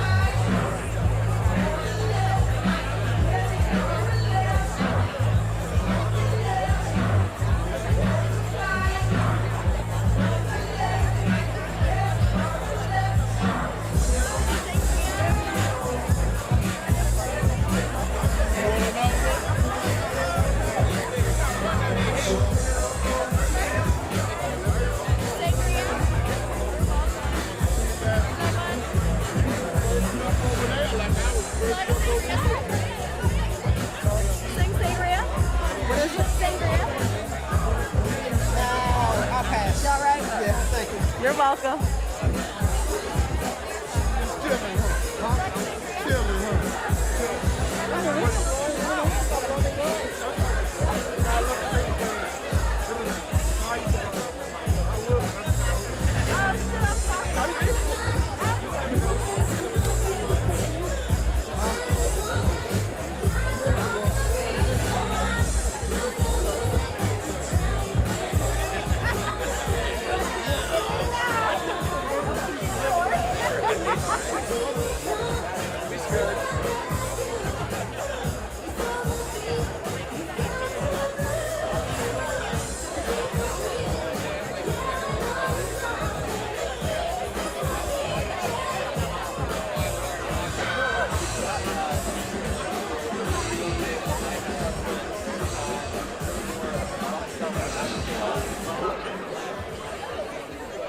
Please welcome to the stage Executive Chef and founder of the Crop Foundation, Kip Poole.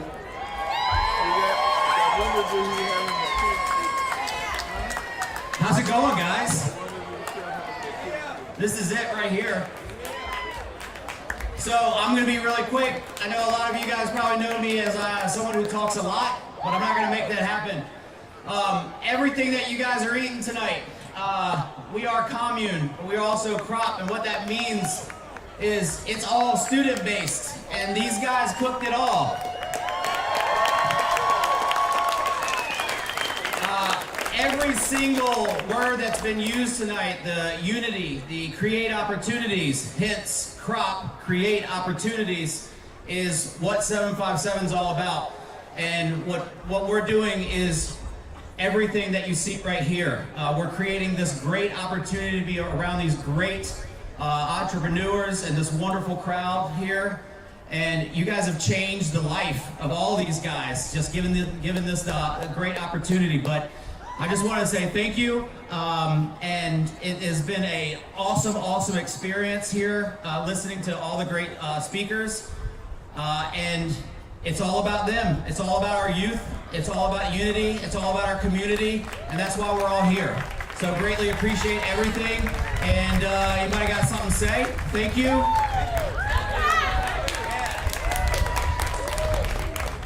You guys make sure you're talking to the students. They want to listen to you. They want to hear about it. I want you guys to hear their story. Just talk to them. Share some knowledge with these guys, because it's all about them. So thank you guys very much. Dessert's coming out. Thank you.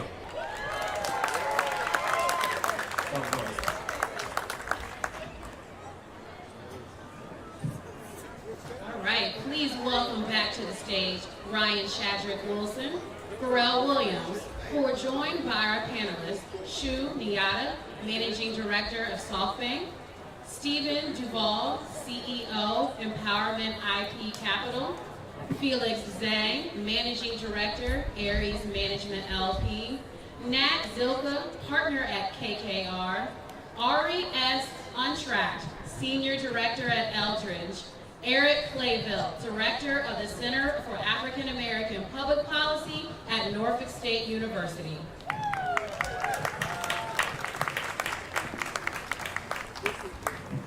Let's do this. Let's dream about what could be. You want to? Let's. You guys ready? Wait. Yeah, go ahead. Seriously?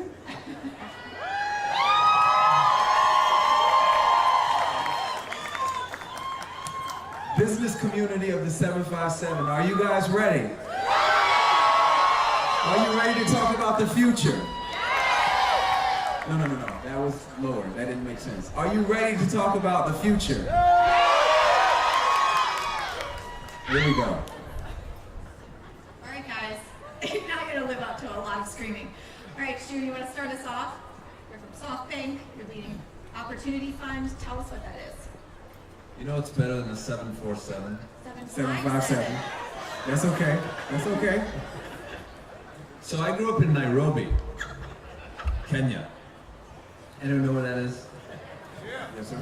As far as I'm concerned, this is paradise.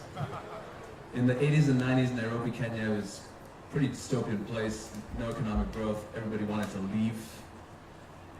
So what America represents, what cities like this represents, is something you can't imagine to somebody like me. It's a place of opportunity, not of sorrow, not of any kind of concern.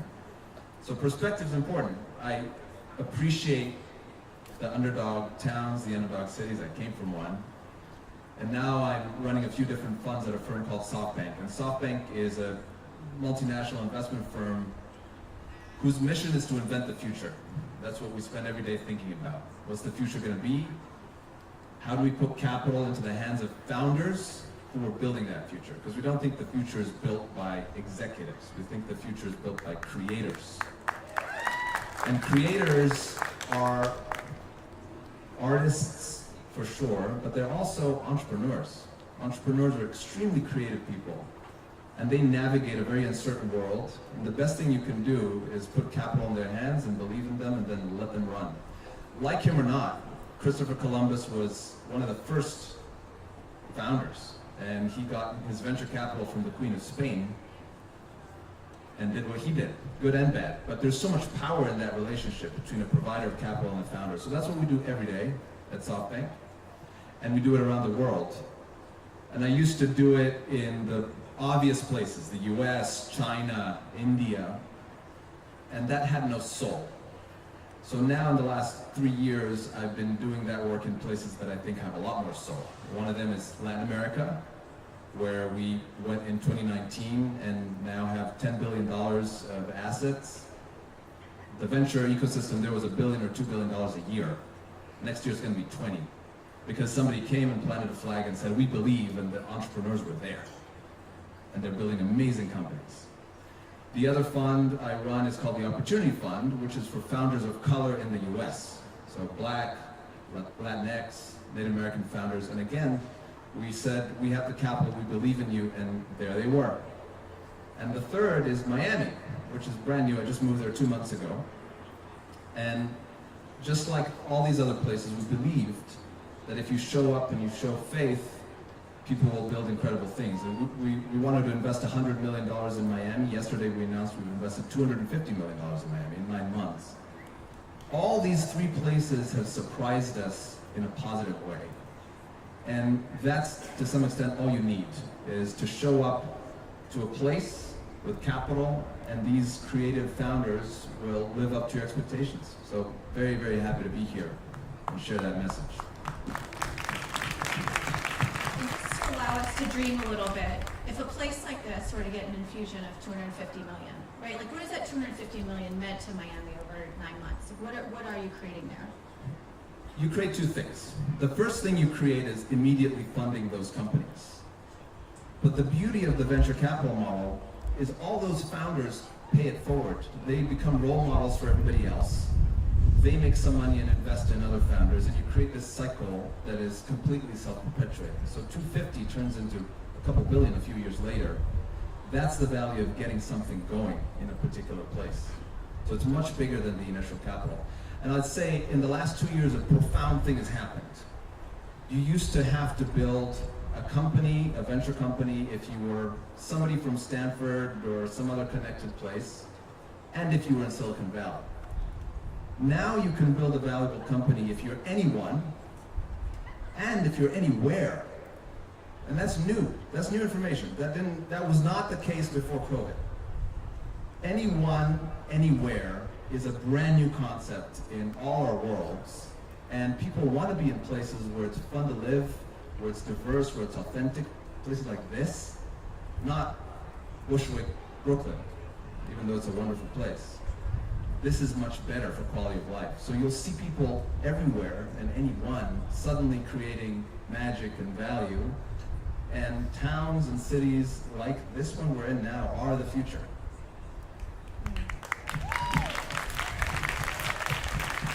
You know, Drew in our previous panel talked about historically entrepreneurs have had to leave the area to go chase the capital, to find the investors. But now what you're saying is in the future, the capital will come and find the entrepreneurs, which is a radical shift.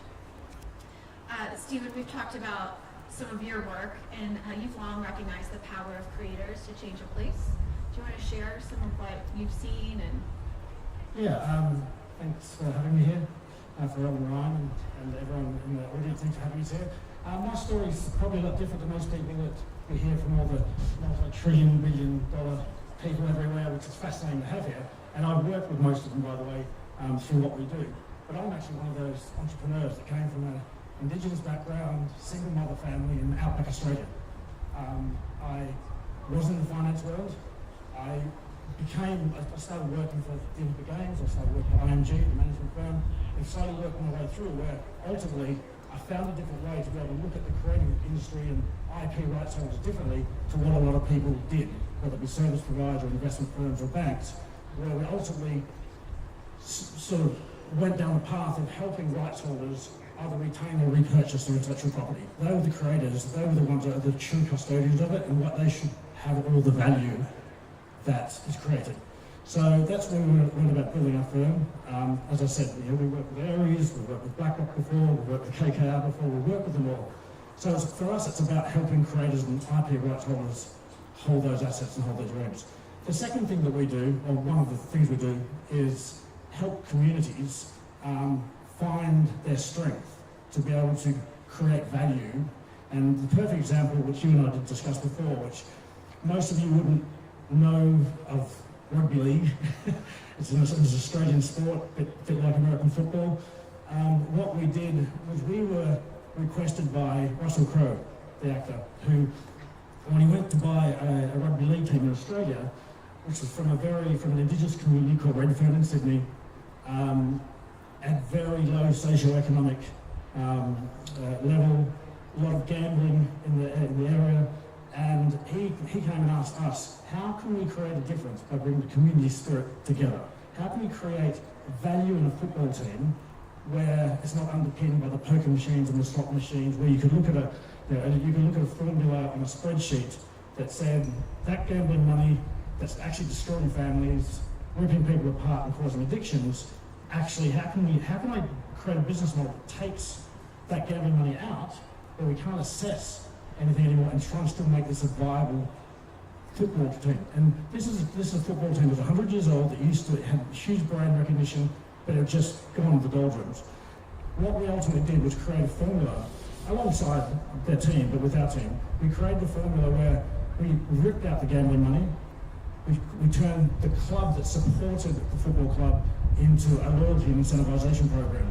So rather than just people coming and spending money and wallowing the hours away, actually they came as families. They came and they drank at the league's club. They went to more games. And the incentivization program actually, for an example, if you bought a beer or a soft drink at the bar, you might get 1 point. If you had a meal, you get 5 points. If you bought a football jersey, you get 50 points. If you bought a season membership, you might get 1,000 points. If you brought people to the game, you get 2,000 points, whatever it was.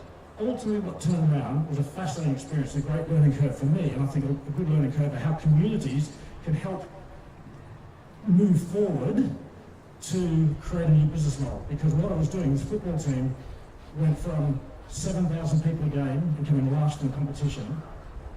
Yes, I had gambling money, but actually what ended up happening was the community spirit filtered into the whole environment. So what happened was people came to get these incentive rewards. They took people to the games, they went there as families. The 7,000 people turned into 35,000 people.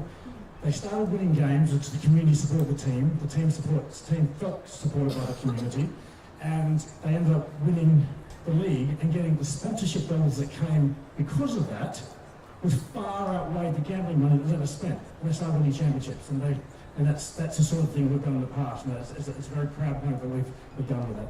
Wow. Ari, I'm going out of order, but I want to jump to you because Stephen's touching on the power of sports and sports teams to unite a community and to bring a lot of income to a community. So Ari is with Eldridge. We do a lot of things, among them own the LA Dodgers, own a piece of the Lakers, and a lot of other properties, billboard, concerts, events that bring people together. Can you talk about, this is the largest, sorry, what I'm getting at, this is the largest MSA, largest metropolitan area without a professional sports team. It comes up like every decade or so, it feels like we get some hype that we're about to get one, and it doesn't happen. We're working on that. Good. Will you talk about where you see the power of sport in building community? and whether a community of this size could really sustain and support one. So it's hard for me to understand exactly what the community could bear or not, but maybe just talk about sports from a general standpoint. For any of us who have grown up playing sports or have kids, sports is a massive part of our life. And in reality, what sports really is to me, and what I think it is to our organization, is it's just another excuse to engage with your community. And when we think about our ownership of the Dodgers, or now our piece of the Lakers, what we really feel is stewards of a community good, right? We're custodians of something that's important to the community that we're in, and we're fortunate enough to be a part of it. And the reason why it's so important to think about it that way is, in the same reason that all of us make investments in different businesses with the hope of generating a return, that's just not possible without people and without your community.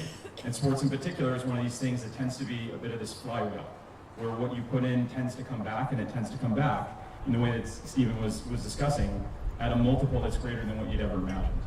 With the Dodgers, we've built 58 baseball fields around LA County now in communities that have never had a high quality baseball field before. We have another several that are in process to be built. And we have this incredible history where we've broken a multitude of barriers. And I sit on the Jackie Robinson Foundation board as well, as someone that I just think is such an incredible person for so many different reasons, and not just because he broke the barrier in what had been America's pastime from a color standpoint, but he was an incredible businessman. He was a Renaissance man.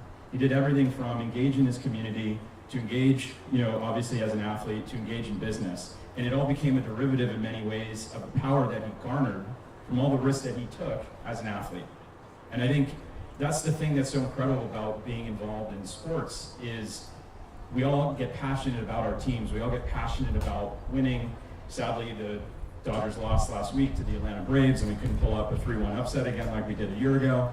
But ultimately, what you get by being involved in sport is something that just goes way beyond the team. We're employing local vendors, we're employing people. You take on cultural norms, from the communities that you're in. Obviously, we're an LA baseball team, and same with the Lakers, where we have a huge Latin American population in our community. We now have a mariachi band that is absolutely one of the fan favorite aspects of going to Dodger Stadium. And it might sound kitschy, but they're playing sort of several times a game. We have all sorts of events that are oriented towards the communities of people that are coming to our games, and it's made the stadium full in a way that it never was before. And part of that is obviously helpful when you have a winning team as well. But ultimately, what you kind of get from this is you get to be a central piece of building a community out. Now, it's hard to know exactly what you could build here. I presume you could have a hockey team, a baseball team, a basketball team, a football team. If Green Bay can have a football team, then this area could probably have a football team. It's a fraction of the population, right? And the way we all consume sport now through digital and kind of video feeds on your phone, on your iPad, or obviously on your TV means that there's more cash in the kitty for teams than there's ever been before, where it doesn't just have to be about the local gate revenue or the ticket sales. And so we're at this incredible time right now where sport really has the opportunity and the power to be a platform for good in a way that I think a lot of us never really would have expected. And that's really kind of how we look at the Dodgers and now our very small piece of the Lakers is it's an opportunity to leverage a platform for not just profit, but quite frankly for, benefits for all. And what you find with people is that regardless of whether they're white, black, green, orange, yellow, is if they live in a community and there's a sports team to cheer for, they're all going to be fans of that team. It doesn't matter where they're from. And that's kind of a wonderful thing to be a part of, to find something that actually unifies people, versus splits them apart.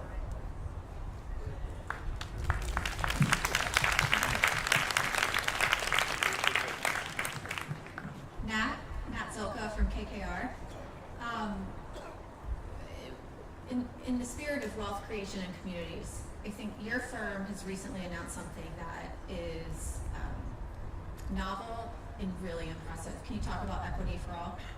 Yeah, I'm going to do that in a second, but first, I went to college with Ryan, and so I'd like to spend a few minutes telling some stories about my college experience. If we get 2 margaritas up to the stage and we get going.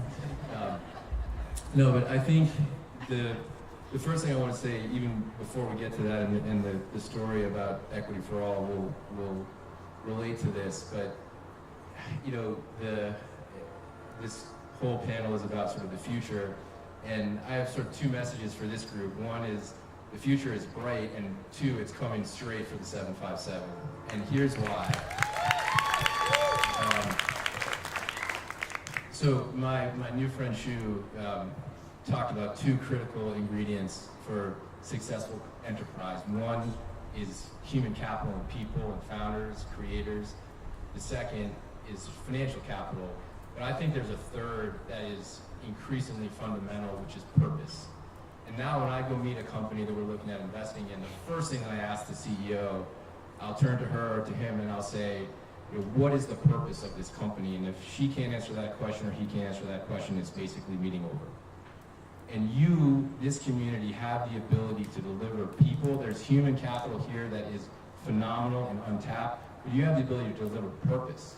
And when we see people in our organization, whether we're trying to hire them at KKR or whether we're trying to hire them into companies we run, it's not good enough to say, this is a job that can create the following path for you to make this amount of money and you can get a promotion and one day you'll be the vice president and the senior vice president. They want to know what they're doing, why they're doing it. Why does it matter? When I go home at the end of the day, my children say, Mom, Dad, what did you do today? The answer is something that gives me pride, that makes me feel like I'm a member of my community in a way that's making a difference. And if you can't deliver that as an owner of a business, as an investor in the business, as a steward of the business, man, you are going to lose. Because ultimately, the arbiter of the success of a company is can you put great people on the field and do people want to buy your products? And I've got 5 kids. They care about what the companies they are doing or business with, who they're going to buy from, the services they're going to consume. They want to know how those companies are behaving. They want to know the type of community members they are, the way they engage with their stakeholders, what their policies are. And if they're not aligned with what they view to be a set of morals and principles that they subscribe to, they're not going to participate. And so the purpose of helping a community with the potential that this community has to build on itself, to be a vessel for enterprise and forward movement, that matters. And that matters to people, and you should not be shy about offering that up as a serious asset to companies who are thinking about where to go and what to do. So that's, you guys, you have some serious power sitting in this place.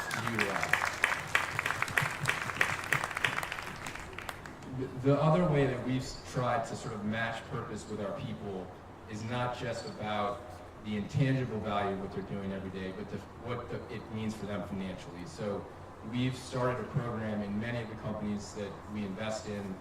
One company that I chair for KKR, which is called Gibson Brands, where we've made every employee of the company an owner day one. So it used to be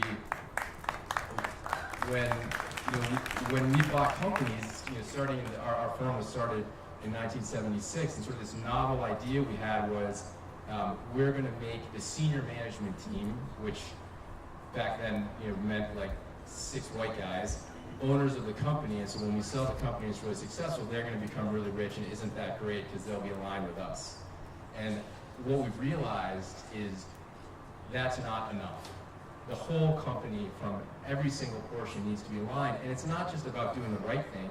I personally believe it's the right thing. But even if you don't give a shit about the social dynamics of what you're doing, it is the right economic decision. People who have a vested stake in what they do better work, they care about what they do it the right way, and they make you proud. And the total wealth creation from this plan, which we started about 7 years ago, for people who are not in executive positions, but these are people who are working in factories, driving trucks, has been over $2 billion since we started it. So this is meaningful. And actually, for one of our companies, I can't say it because it's not public yet, but we're about to pay a dividend back to ourselves. The broader employee group does not know that it's happening yet, but I'm going to a town hall to tell 650 manufacturing employees who make $25 an hour that they're each going to get a $7,000 check. They have no idea what's coming because they're part of the program. So it matters. Thanks, Matt. Felix from Ares, will you share what Ares is and your perspective? Yeah, sure. So Ares is a large global alternative asset manager, and I think like all the investors on this stage and the panel before us, I think the number one role as an investor is to be a responsible steward of capital. And I think what Ares is doing a lot of thinking about is what does that mean in this day and age, a responsible steward of capital. And as Nat said, I don't think it's it's just making returns anymore and making a profit, but really being a responsible steward of society, just given the position that we are in, the companies that we get to invest in, the opportunities that we see. And so I think that starts with, practicing what we preach and changing the makeup of what finance and Wall Street looks like from the firm up. And Aries recently announced that we're partnering with HBCUs to create a direct channel, direct track for mentorship, education, and that breaks the mold of the traditional Ivy League to the Goldman Sachs to the Aries and the KKRs of the world, but giving a real opportunity for students who are underrepresented to join the ranks of finance and bring that skill back home or wherever you'd like to do with that. And I think second is really thinking about what is a role of an investor and an asset manager, and what else can we do beyond creating returns for our investors. And Aries is committed to contributing a percentage of all the profits that we make and funneling that back into the community and investing in opportunities that may not be a traditional deal or traditional investment that we would do, but allocating part of our returns directly for those purposes. And then third, it's going on that theme is for all of the investments that we made, all the companies that we are involved in, really putting the onus on them, right, to bring the same values that we hope to bring for ourselves, but to their local communities. Because at the end of the day, the businesses and the communities are the ones who are on the ground. And so I think if we can start the conversation from the capital and from the top down, and have that filter through, I think is super important for us.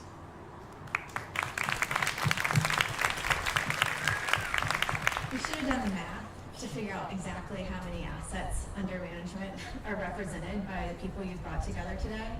It's a lot, a couple trillion. Say it again. A couple Showed trillion. up for a couple trillion.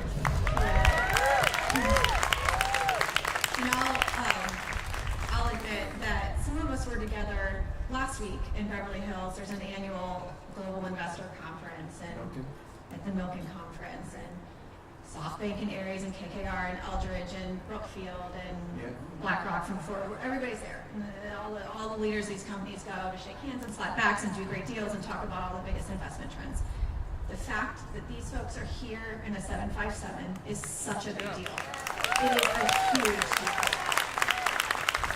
Never before this has happened, and I think this could be a really pivotal moment for our area. Thank you. I had to say that And before we turn to you, Eric. Thanks for doing this with us. Okay. It's us now. It's us. It's us. But I have to say something on this point. I think in general the world is tired of the same old forums. They're boring. The food sucks. Pharrell's not there. Portia's not there. They're boring. They're old fuddy-duddy hotels. COVID taught us all that we can be where we enjoy being, not where we have to be. And suddenly when you think that way, so much more of the world is open to you. And as long as you're a community that people enjoy being, I just moved from San Francisco, where I was with my family for 10 years, to Miami. I can tell you, Miami's way more enjoyable. I had no idea I liked reggaeton at 7 a.m. But apparently I do. It's a fun place. It has soul, it has diversity, it has character. The Milken Conference doesn't. Nobody looks like me there. And so people want to be, people talk about purpose, people talk about ESG. Really what they're saying is they want soul, they want places that mean something. And this city, there's Chesapeake Bay, there's Jamestown, there's all this history, there's the beach. You can't buy that. It's here. You have it already. You're authentically that. It's yours to lose. You are a place with soul. It's no surprise that everyone on the stage is here. And that is what the future will look like more and more, not the Milken Institute. Eric, you can't buy what we've got. You're from here. This place has soul. This place has so much potential. What's your vision for this area? Well, first of all, I would like to thank you and Big shout out to Mr. Williams Pharrell. Thank you so much for bringing this forum to Hampton Roads, more specifically the city of Norfolk State University. Everyone here who's on the panel, I mean, they've spoken about purpose. And one thing that stands out is being intentional. What they are doing is intentional for true change. And when we talk about being intentional and making true change, I want to talk about it from a different perspective. I want to look at it from a law and policy perspective, okay? So we talked about the past. My sister Cassandra's up here giving us a history lesson. We talked about what is now in the second panel, and we're talking about how we can change the future now. But in order to have accountability, and this comes from a colleague out there from Centera in the audience that I spoke to previously. Centera. There you go. So in order to have accountability, policy brings accountability. Whether it's corporate policy, whether it's local policy, whether it's state policy, whether it's federal policy, it brings accountability. So let me give you a quick example. So two theories that I developed and I teach from is the theory of law and public policy and the pendulum of change. So the theory of law and public policy says this. Law and public policy was created in its effect or intent to control and dictate three things: people, beliefs, and resources. People, beliefs, and resources in its intent or in its effect.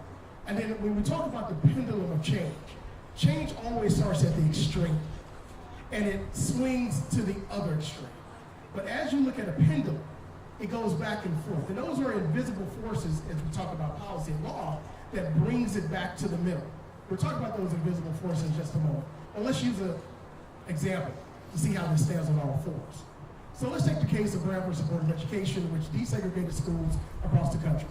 May 1954, the day before the decision of Brown versus Board of Education was decided, school segregation was legal and constitutional. The day after it was decided, it became unconstitutional, thereby illegal. So that means during that time period of segregation, what happened was you had people that grew up that said, you know what, there are certain people that should deserve it or deserve this better, and others that don't deserve better. We grew up under a system that said that we're going to funnel resources to these people and not to these people. And then we created a system where the people knew by law, policy, or in practice that you can't go over there at this particular time, or you can't go to that school. We talk about sundown cities, across the South here in Virginia. Virginia Beach used to be a sundown city. A lot of cities were called sundown cities. You couldn't be there after a certain period of time when the sun came down. But what ends up happening is that when that policy changed, now we see resources become even. We see resources become allocated equitably. And when we talk about the pendulum of change, again, the day before it was decided it was illegal and it was legal and thereby constitutional. The day after it was illegal and thereby unconstitutional. What are those invisible forces that causes that change to swing and eventually settle and then something will push it back? And these are the forces that we have sitting here on this panel. These are the forces that we have out here sitting in the audience. These are the forces that we have here, the kids that came, the future, or as Reverend Barber calls it, the now. These are the individuals that causes the pendulum of change to swing from one extreme to the other. So in order to continue to change the system, we have to change it in both law, public policy, corporate policy. But it has to be purposeful, it has to be intentional, it has to be engaging on every level in order for it to be successful and to bring about the true change now and for generations to come. So, first of all, I too applaud everything that you just had to say, because it's a fact. But I also want to add to the audience and to all of our, I won't even call them panelists, but all of our future partners in some way, shape, or form, right? Yeah. Absolutely. Okay. I promised everybody that we would not, you were correct. but I promised everybody that we would not talk politics because, and I'll explain this part, because so often the things that we really need are either marketed to us or weaponized against us, and it has divided us as a culture, and we want to take these things one step at a time. I just want the business community, and if I'm beating a dead horse, tell me to shut up and I'll do that, but I want the business community to hear that diversity, inclusivity, and equity are the three things that these institutions, you know, private equity, venture capitalists, hedge funds, all of these guys and girls, women, men, human beings in these institutions, they're interested in the diversity. And because I feel like there has been a lot of energy here that wasn't as welcoming in the past. And even sometimes today, like there are places that you may go to, you're not as welcome. You know, that business might not be doing well either. And so I say this over and over again, and it's a hairy conversation, but listen, you don't have to like me. You don't have to like the color of my skin. But you want your business to do well. And if you want your business to do well, and you want these big behemoths, these big giants, these big titans that have been on the stage today to take notice in this community, then you gotta join forces and just keep your eye on your profit. And there'll be a lot of people out there that will scoff at me saying that, because it's like, oh no, we gotta care about each other, but man, we tried that already. We tried that already. Now I'm saying to you, I know you might not care about me, but I know you care about your business. And if you want your business to thrive, then you have got to get behind human rights, because that's what these people are interested in. And by the way, quite honestly, it's the only thing that's going to hold our community together. So the only reason why I was saying that is because politics has just divided us. You know, right now it's politics over profit, and I want to get us, I hope that we're all here today joining in this conversation to say that it needs to be profit over politics. You know? No more should someone, one person or a small group of people that feel like they control everything tell you what you need to do politically and how you need to think and how you need to run your business. It has not worked for us. These people are super successful, and they're telling us, no, we need you to work together, and we need you to see human beings as human beings. It's not politics, Pharrell, it's arithmetic. Diverse companies perform better. Diverse companies perform better. Nothing political about that statement, it's empirical. Thank you. Yeah, I'd just like to say, I actually put a challenge back to everyone here, because Pharrell had brought together titans of financial industry, and all three panelists have talked about there's gold.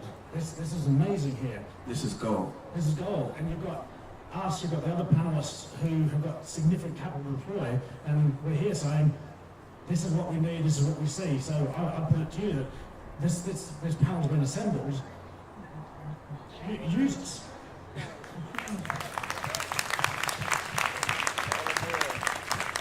Is this still good? Does it feel real good? This is real good. And yeah, there's gold here, but for too long we haven't seen it. We haven't ignored it. And to your point, we focused on the things that divide us. And there's so much more that unites us as people. Yes. I'm looking out, we're all cold. Freezing. We're all freezing. Freezing, and I got on shorts. No, really, like, for you to say this isn't about politics, we're not going to talk politics. It's been such a politically divisive time, and to bring us together today, this night, in this place, and say, let's focus on what unites us, is really powerful. And you've brought incredible people from outside the area to see what's so special. And I hope next time, because now you said there'll be a next time, we're going to have people here. You wanted to be a next time, right? Yes? In Chief Norfolk. Pharrell, what's up? And don't you Appreciate think some of these folks will be on the stage next time? Yes, Let's talk about the magic that came out of this event and put it on stage next year. yes, let's. And it needs to be back at Norfolk State.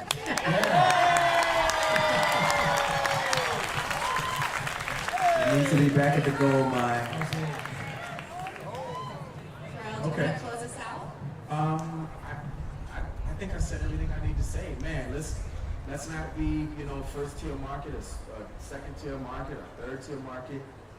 Let's not be about, listen, y'all gonna see me tomorrow. I'm gonna be out there talking about voting. You gotta vote. That's super important. But tonight, this is about business. And let us not be a red market. Let us not be a blue market. Not even black or white. Let us be a green market. One about the economy and one about the environment. What say you? Okay. So I want to just thank, first of all, Ryan, you were amazing. Wasn't she amazing? Yes. You were amazing. I want to thank Dr. J, all of our future partners. Again, they're not panelists, they're future partners. Norfolk State, the good, beautiful business community of the 757, the ambitious, beautiful business community of the 757.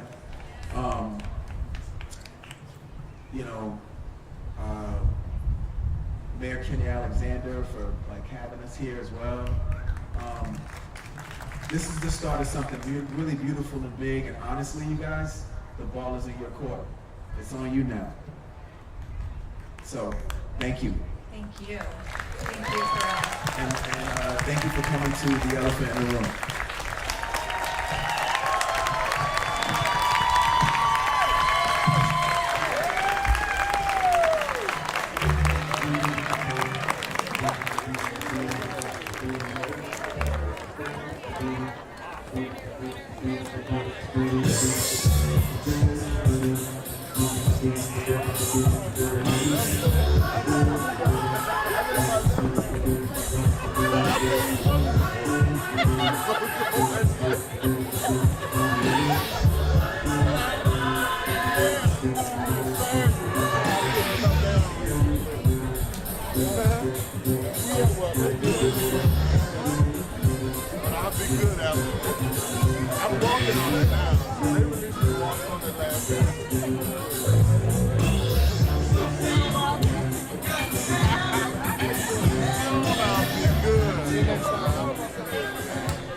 Thank you all for attending Elephant in the Room. We hope to see you again. And at this time, please continue to enjoy food and beverages from Commune and the Crop Foundation, and have a safe evening.